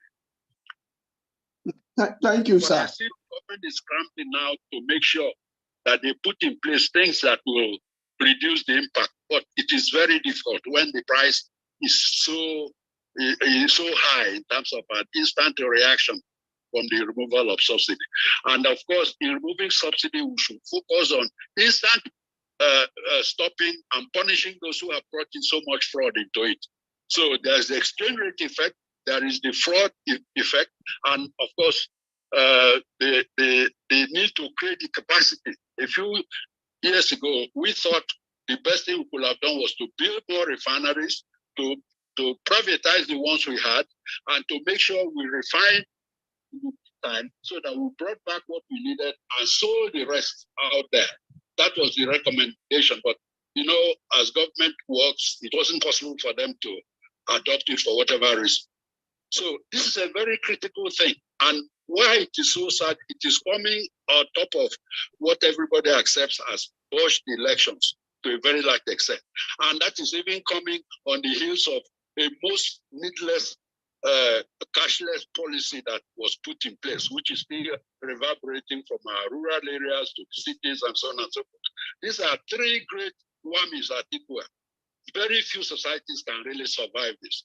But recognition is important. Once we recognize the impact of these three very grievous policies on our economy, that is a thing that will enable the leadership to see through how it can solve the problems. We are in deep problem right now, and we didn't need another one to come on top of it. So we should stop it. So this celebration of Emperor ABIOLA, June 12. So bring us all, honestly, as Nigerians, regardless of our party affiliation, regardless of our ethnic, not to mention the totally irrelevant intrusion of religion, we should honestly come to grips. At least let's identify the problems. Let's honestly identify the problem. Let's stop sweeping anything under the carpet. Let's realize that we are not talking just for this generation. We're talking for future generations. We cannot bequeath to them a system that is as broken as what we are in now.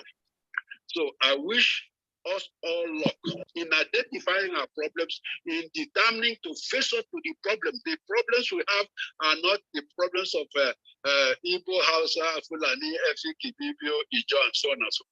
They are the problems of Nigerians. We are all Nigerians, and we should face these problems and stop adding on things that don't really come to grips with addressing our common problems all over this nation. Thank you. Thank you, Dr. Kalu Dika Kalu, for that very profound intervention.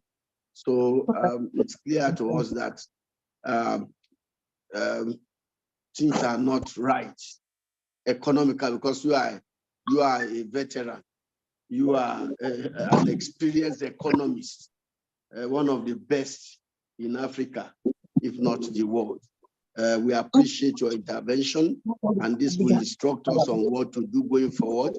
It means that Nigerian citizens will tighten their belts and really resist this, because you have laid the foundation there that this sharp removal of subsidy is not going to help the economy and the people of Nigeria. It's going to further dislocate, and that is what we are hearing.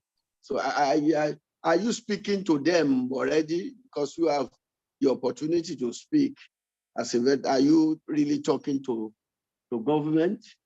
Are you? Well, I wouldn't say I have no access, but you see, you can have access. The only relevance of access is where you now see some of the things you are saying, or one has been saying for years, being somehow slowly, put into policy pronouncements. I've listened to a few statements now that are giving me hope that at least we are moving forward. But we cannot afford to rest on our oars. We must see the length of the problem. As I said, there's not one single subsector we can say we've absorbed under our belt. We have to really reorganize the constitutional structure, the production structure, our foreign relations, our social mobilization in every sense of the word. And I have always advised that perhaps what we need to do is break down the local governments into less units that can handle so many projects. Remove this so-called indigenous problem, which is a danger to Nigerians. Back in the early colonial days, Nigerians were all over the place. They could do their business all over the place. How can we now lessen that absence of such stratification when we have the right to decide what to do? If the colonial power didn't do that, why should we break people into compartments from which they are stratified? But the answer to that is that leadership must follow up with correct principles that will create the breadth and wealth of opportunities. When Nigerians see the horizon opening up before them, they will be focused on their chances to advance themselves, not on what the neighbor speaks or where the neighbor worships or whatever it is. Thank goodness we don't add a color of skin, although some people might construe that as a factor. But a lot of things we say flow from the structure, but we must not base a structure that is also now aligned on ethnic lines. Let's talk about development units, viable development units that can handle all kinds of development projects, except for the very largest ones, which because of the benefits of economies of scale will be better left to the zonal level or to the national level. So perhaps that is the sense we can talk about restructure. Let's restructure to development units. So people can produce, they can save and invest and produce. Labor can be hired to undertake just about every major project except the very largest. We should build mass transit structures to unite our people. This was the idea of the mass transit program several years ago, but we never quite got there. Railways should go to every city. Power supply should be available. By now, Nigeria should be one of those that have uninterruptible supply because of the wealth that is yet to be tapped, because of the intensity, the quality of the natural resources to harness enough power so that people have light. A few years ago, it got so bad, people couldn't even study in boarding houses because they didn't even have light. This was brought to my attention.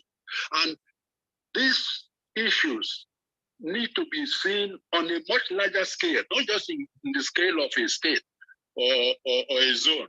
It's a national thing, and this thing should be given initially to those who know best how to produce them. These days in Nigeria, over the years, we're used to these things as people wanting to acquire property. They want to own power station, they want to own communications, they want to own this and that. But the issue is to provide for the masses what is available on a reliable basis. So to me, this is what the restructuring is all about, not just fine grammar in a written constitution, but that constitution should now remove this whole notion of indigents, people being stratified into where they were born or not able to carry on their legitimate businesses wherever they live. These are the restructuring we must find a way to change. So I order Nigerians under the aegis of this June 12 movement, let's go back. This concerns everybody. This concerns everybody. This is what we've agreed to do. We've agreed to stay together. And the whole world, despite all the smudges and all the problems we have, they still look to Nigeria. I am in touch with a lot of my friends in West Africa and beyond. They still look to Nigeria with all our blemishes. That should spur us to action. We must get serious and not try to sweep things under the carpet. I had the word impunity mentioned. This is one of the things that distract us. The law must be applied to every citizen. The law has to be observed by the high and mighty. The resources have to be spread. Not some people waking up one morning and ordering all kinds of packages for very few who happen to serve under all kinds of guises in government. We must think about people having water, having light, having security. We must think of people having access, safe access from one village to another village, from one town to another town, from one zone to another zone. This is the essence of freedom, and that is what our forefathers fought for. So we cannot go against those things and think we are moving forward. We are not. We are not. Thank you very much. Thank you, sir. Thank you very much, Dr. K.I.K. Idika-Kalu. I see that the NSC president has sent in a representative. I don't know if he's in. Comrade Adeyanju, as he called you, the NSC, that's Ajiro, he is in Geneva now, and said to me that Comrade Adeyanju, but he's been trying to buy Dr. Idika-Kalu was speaking. I don't. Chair, we have to move because we have many hands up.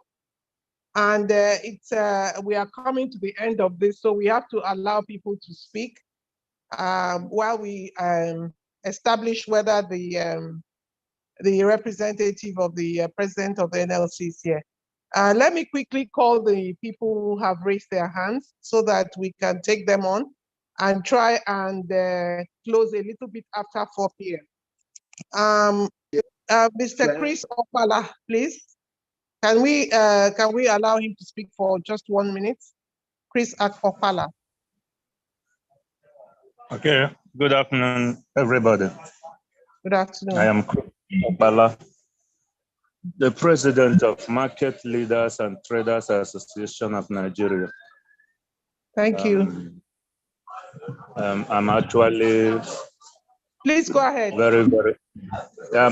I'm actually so happy hearing from the master economist. But the only worry that I just had is that this is an opinion that is coming from an individual. Like you said, you may have an opportunity to have access to those in power, and it remains to see whether your ideas will be bought. And that brings me to the issues I want to raise. And the only force that can make government to listen to and the beautiful ideas like the ones he has just enumerated is a collective force, the type that we are now trying to extract here through the June 12th commemoration, which is also represented like with groups like Labour and Civil Society Front. But my fear is this: I know that Africa have a problem with tribal issues and all that. My fear is this: since the issue of the June 12th came to the fore, so many things have happened, and so many people have said, look at June 12th, look at what we are seeing on the street. It is as if nothing is happening. So I begin to wonder, could it be that the ex-president Buhari settled June 12th champions with just naming this day Democracy Day? Because what is happening now, I'm not happy with. Hello? Yes, please round up. We have to listen to other I want to round up. What I'm trying to say is that these civil society organizations are not doing what they are supposed to do. Because if we are doing what we are supposed to do, I mean, Buhari will not have all the misgovernance he had and go away with it. And now we are having it with the person who have just stolen Nigerians' mandate, coming into the fray with removing the subsidy because he wants to prove that he has power, and then signing a bill that has already been signed just to show that he's working. Civil society, who such people took account. And like Dika Kalu said, please, if the civil society, let us organize ourselves and make sure that we hold government accountable. And let's start with what the Lagos State Speaker have just floated. We will not allow that legislation to fly. Every Nigerian has the right to live everywhere. Everybody nobody is more Nigerian than the other. Thank you. And no person in Lagos is more Lagosian than the other. So that's what Thank you very much. Thank you. Can we now invite the next speaker, Dr. Moses, for 1 minute, please? Okay, thank you very much. I am very, very pleased to be featured in this conversation. Please, your views, our principal. Can you go to the point? I want to first make 3 observations. Yes, the first point is that what we are practicing is representative democracy in Nigeria, and because we have failed in upholding to the ideas of it, which is fair representation, individual liberty, universal suffrage, popular sovereignty, social justice, and equality, then we have failed and there should be no need who will celebrate Democracy Day. Rather, reflect just as we are doing here, because what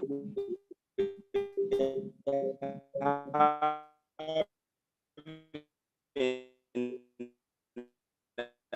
Nigeria today is a democratic system, an undemocratic system that champions forceful curtailment of fundamental rights of citizens.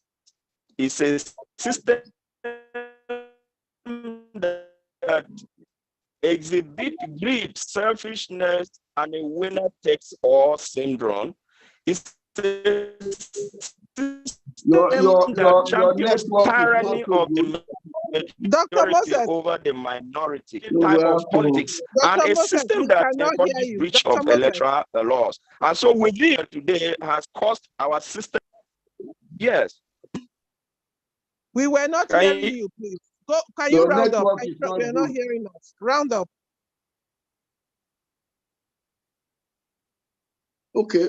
The NSC president just asked somebody to speak with us. Who is that? That's Comrade Adeyoju, but he's not in yet. He called me on phone. There we are have three other speakers. Anita Can we Nana listen for to 1 them? minute. Can we have Madam?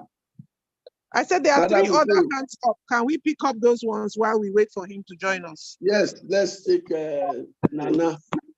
Let's take the woman. For 1 minute, please.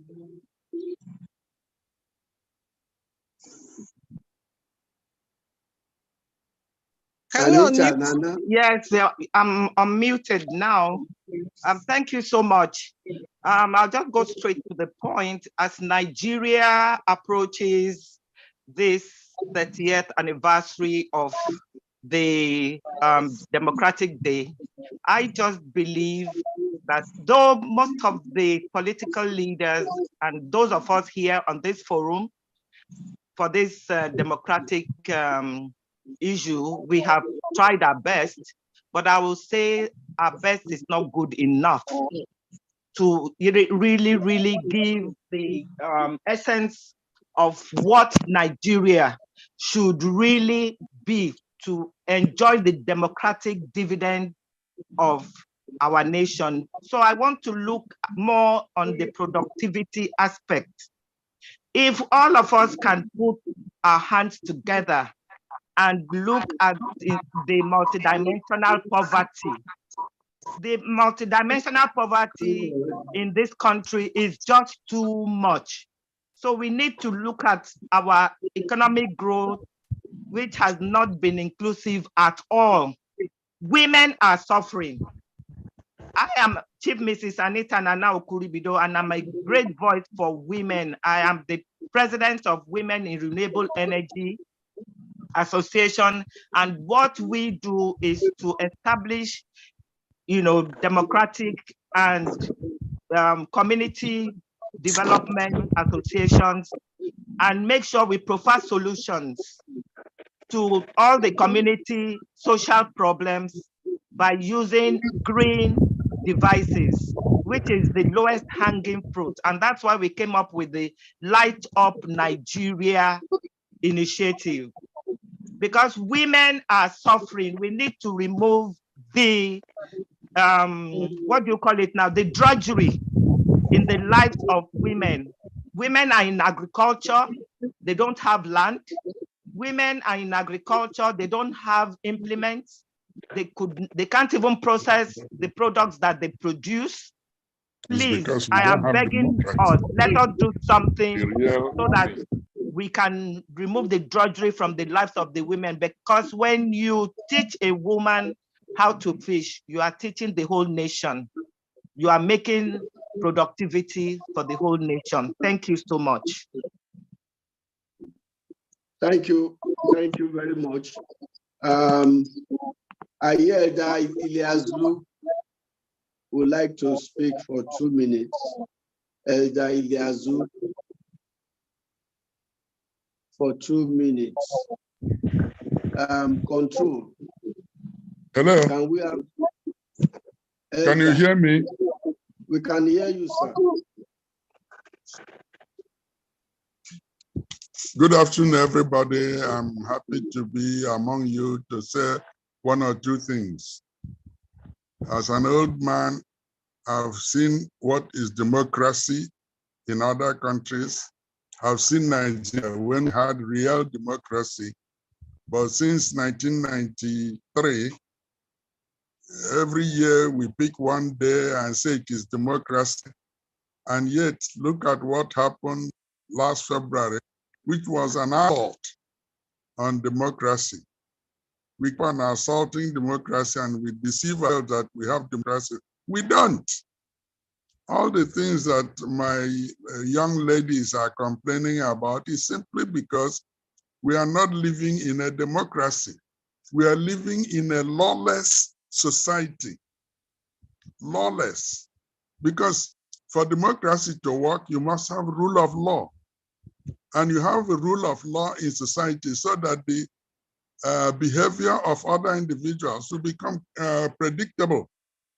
But now, you know, like being in a traffic jam, if you are driving on a traffic and there's traffic light there, and we can't agree whether green is for me and red for you. So if I have green, I go. If you have that, you stop. But when it is green for me, you tell me it is your turn to pass. And so you create a confusion in the minds of people. Democracy with the rule of law is a sham. And this is the situation we are in Nigeria now. Everything you can complain of is that is happening. You trace it back, it is because we are living in a lawless society. So until we decide that our democracy will be run according to the Constitution and according to rule of law, we are just deceiving ourselves. So if I were to say what I like to see in Nigeria is a situation where all of us agree to be bound by what constitution we have made, even when the constitution is not perfect.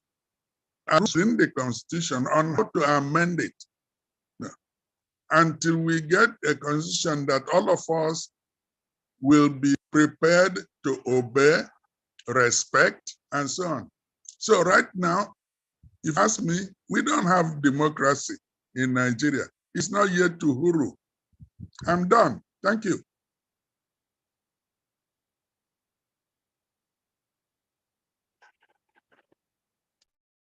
Very much. Thank you, Elder Iliazu. We have Malik Agbalaya. Malik. Can we have Malik? For 2 minutes, please, Yes. because we are running out of time. Yes. Oh, thank you very much. Komechi, it's your Malik Agbalaya from UK. I came in. Ambassador Nkoyotoyo, good to hear you, and I'm happy to be part of this.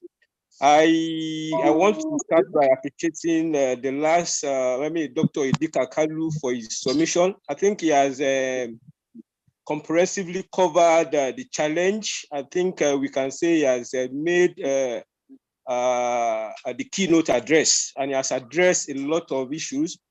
But moving forward, because of time, I think this opportunity should give us two things. One, to look at what we have been doing, what has been our engagement pre-1993 and after it. And of course, what is our position now as a civil society? Have we really done what is right? Are we on the right track? And the issues that is topical now, which is the issue of the subsidy removal. What is our position on it? I mean, if you have this kind of talk shop where we come and appraise the issue, there should be a takeaway. And for me, I think the takeaway should be what happened pre-SAP when we had what we call alternatives to SAP. There should be a position, having people like His Excellency PeterObi, Dr. Idika Kalu, Ambassador Nkoyotoyo, the chief himself. We should have a summit of alternative to subsidy, where of course all civil society, because somebody said, I think it was Dr. Komechi that said it. What is the responsibility of we that we call ourselves civil society? We should have a clear-cut position on this and present to government. And I think that is the way forward. The issue of democracy, the issue of Republican government by the people, these are ongoing, but we should pick the topical issues, address it, and pass it to the government and ensure that we pursue it to logical conclusion where our people, I mean the masses, will believe in our position. I think that is what should be our position going forward. Thank you very much, sir. I'm back to my base in England. I'm following you. Thank you very much, Comrade Malik. I know you very well. You have been steadfast since your university days. Thank you, sir. Well done for carrying on. The representative of the NLC president is here. I can't see his microphone, Comrade Adeyanju of the Maritime Workers. I don't know if he's, let me see, Comrade Adeyanju, it's written Adeyanju. Yes, down here. He's in, but does he have a mic? No. Comrade Adeyanju. He's not yet fully in. Can we take Oloye Adeniji? Oloye Adeniji. For 2 minutes, while we sort him out, while we sort the comrade out. Oloye Adeniji, quickly, please. Straight to the point. Concrete suggestion, concrete proposal. What is to be done after this meeting? What should we do as civil society? How do we effectively engage government? Oloye Adeniji. Thank you so very much. It is a very, very great day for us to remember the struggle of Utomi. The way forward is quite simple, but we need the mass of the people to be able to push it. Social welfare infrastructure should be reactivated. And education to remove illiteracy. Illiteracy is the tool that the imperialists and some other arms of government in Nigeria used to keep their people down so that they are not influenced by technology and knowledge. You see? So we must tackle illiteracy so that we can have people that are knowledgeable enough to apply knowledge positively. You see, Nigeria should not be returned back to any tribal sentiment. But along the line, since 1993, the civil society organizations have tried, but the issue of transaction in our democracy has held our people down. Transaction government, transactional behavior of people. So we have to move away from that. We have to ensure continuous engagement with the government. The truth of the matter is that the economy does not know tribe, does not know religion. So with education, we enlighten the people, our masses, the Agberos in Lagos. They are homeless. They sleep under the bridge, but they are used for nefarious activities. You see? So please, we have to really come up with strategy to engage, enlighten, and educate the mass of the people so that they will know their rights and be able to claim it. Thank you very much. Thank you. Oloye Adeniji, thank you. I think we are coming to the end. I don't know whether Comrade Adeyanju is in.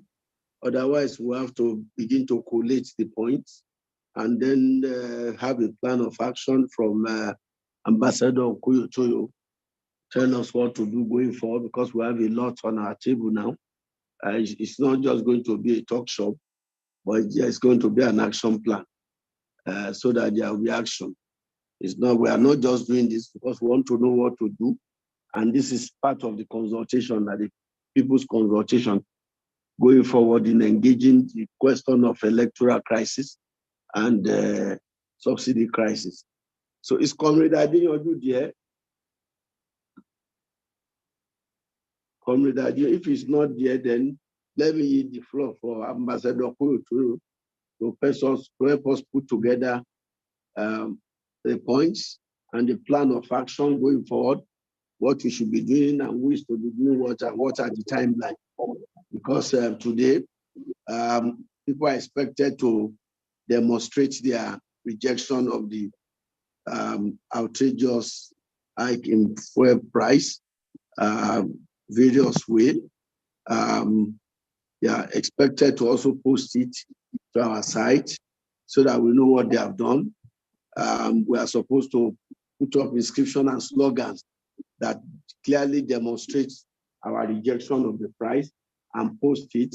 Also to walk and march during our program, to various points to show our displeasure. And that will continue until government listens to the people. It will continue. We will not rest until government listens. And that is, we should all take this back. And so we strategize on how to educate the people and to mobilize them. But then, if we have Comrade Adinyodu to talk to us, otherwise I'll hand over to Comrade Adinyodu is here, but I think it's just on video without a mic. Ambassador, what is the problem? Thank you, Che, thank you very much. I don't know why he hasn't got a mic on, himself and Chris. I don't know what the technical problems are at his own end, but I think we need to round up because we've spent over 3 hours now to bring this meeting to a close.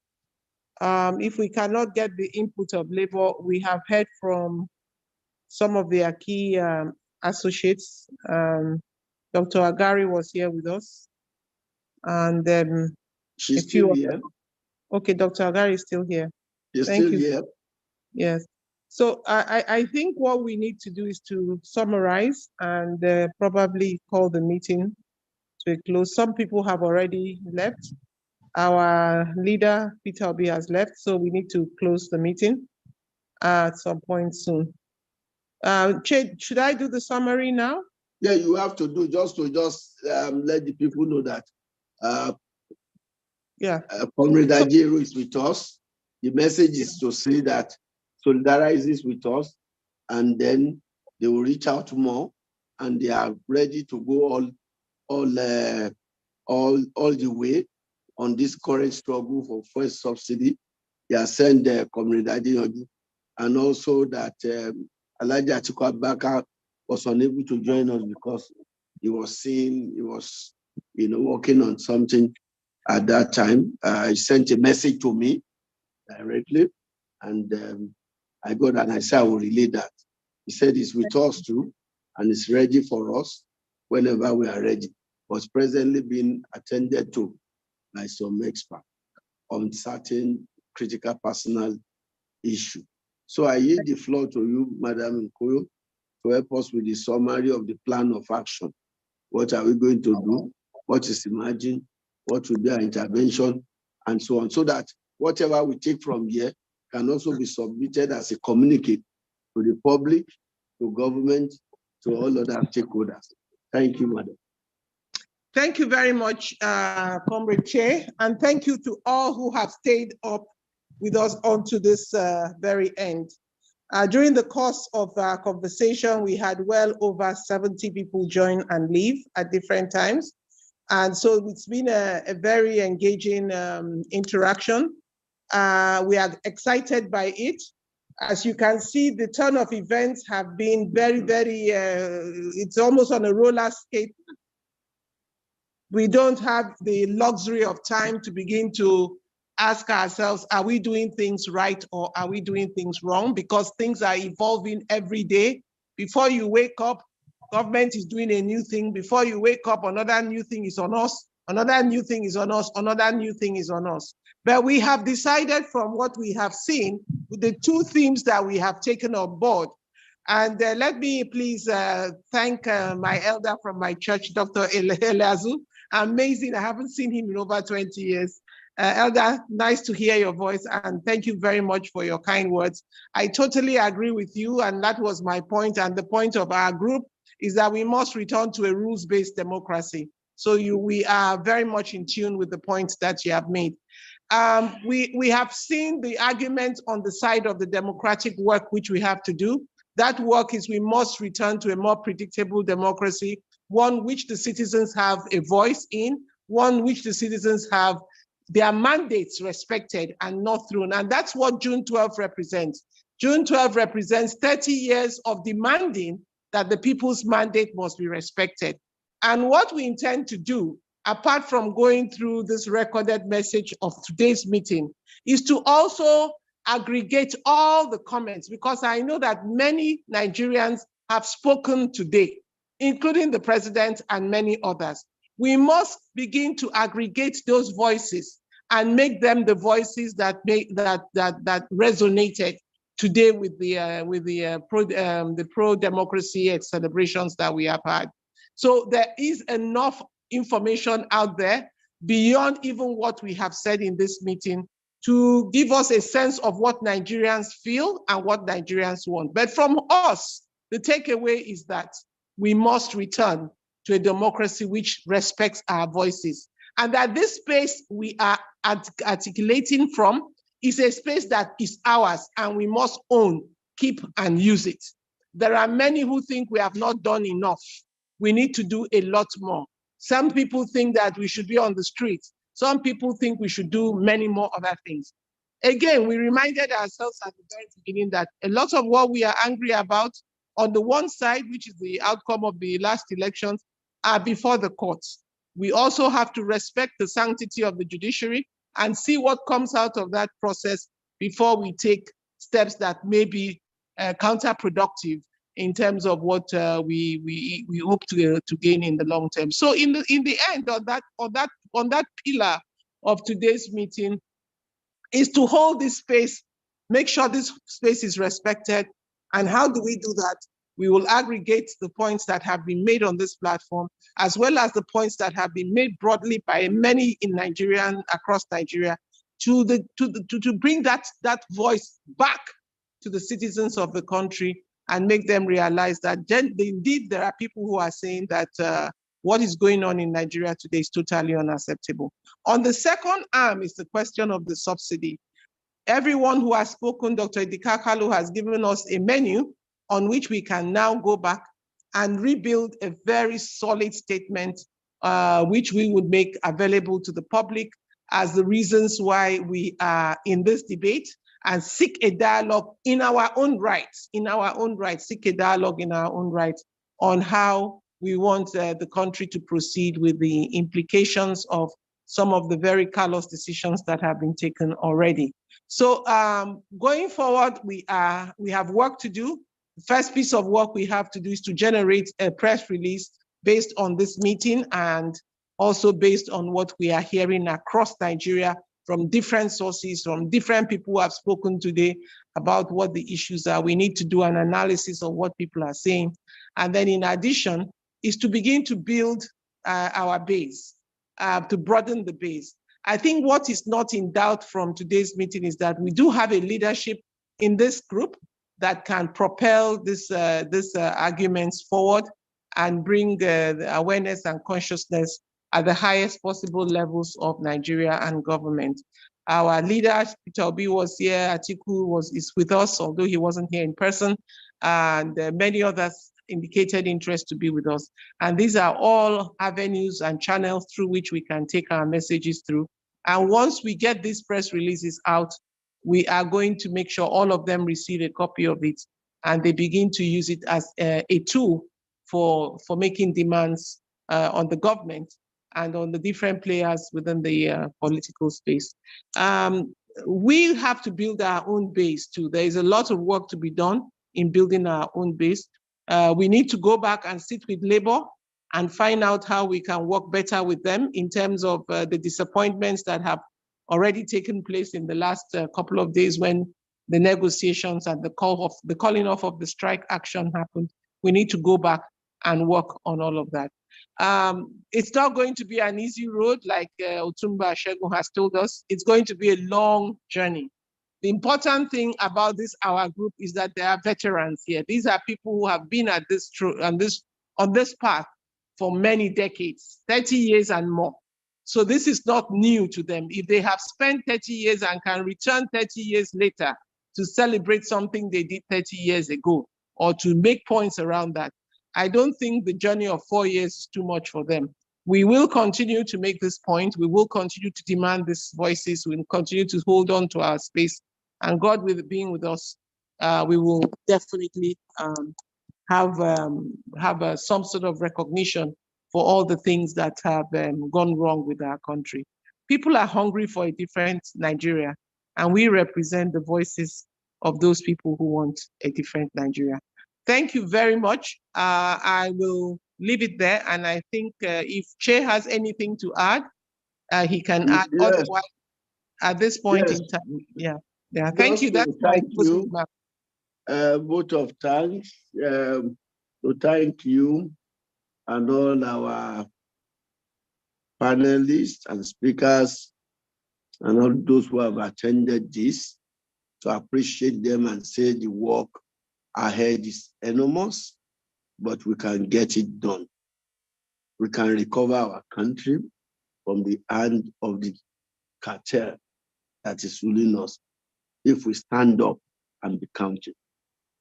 We can also be dynamic these days of social media and so on in raising our protest. The protest must go on. The protest must be nationwide. The protest must be national. We cannot afford to be docile at this time. Otherwise, our humanity is taken away. The whole common destiny is taken away. So we'd like to thank you. We'd like to appreciate everybody, but there must protest is a constitutional right of citizens. You must be peaceful. But protest it is. The police is expected to give you protection when you just notify them. Or even if they see you on the street, they give you protection. So it's not something that is evil.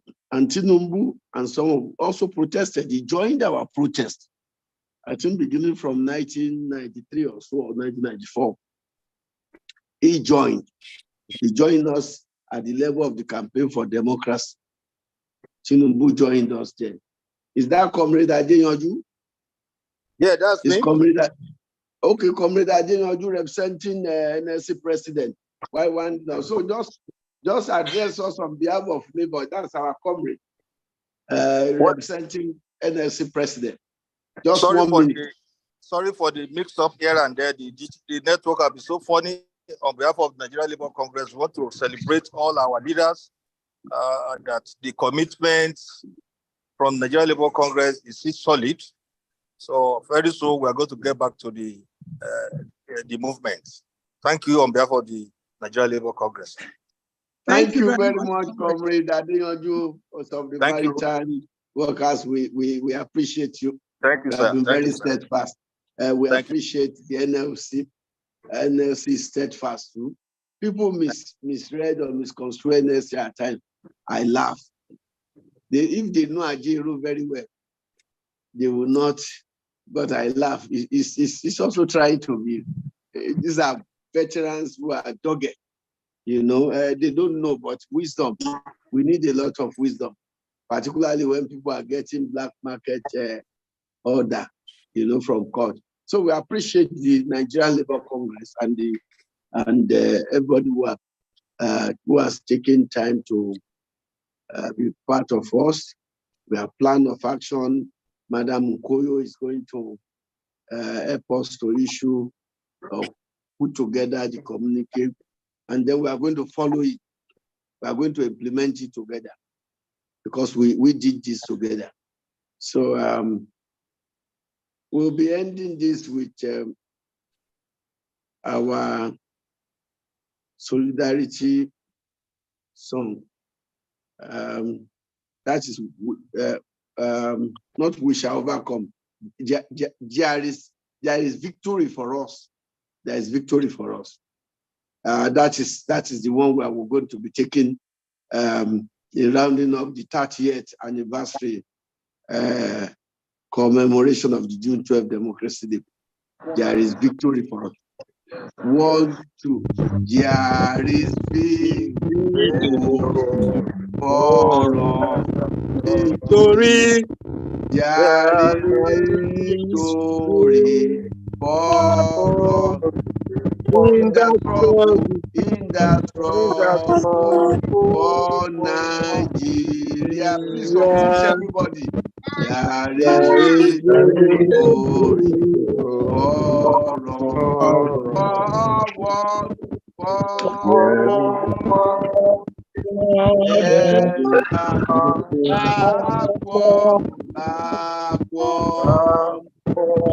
never in the struggle, in the struggle for Nigeria.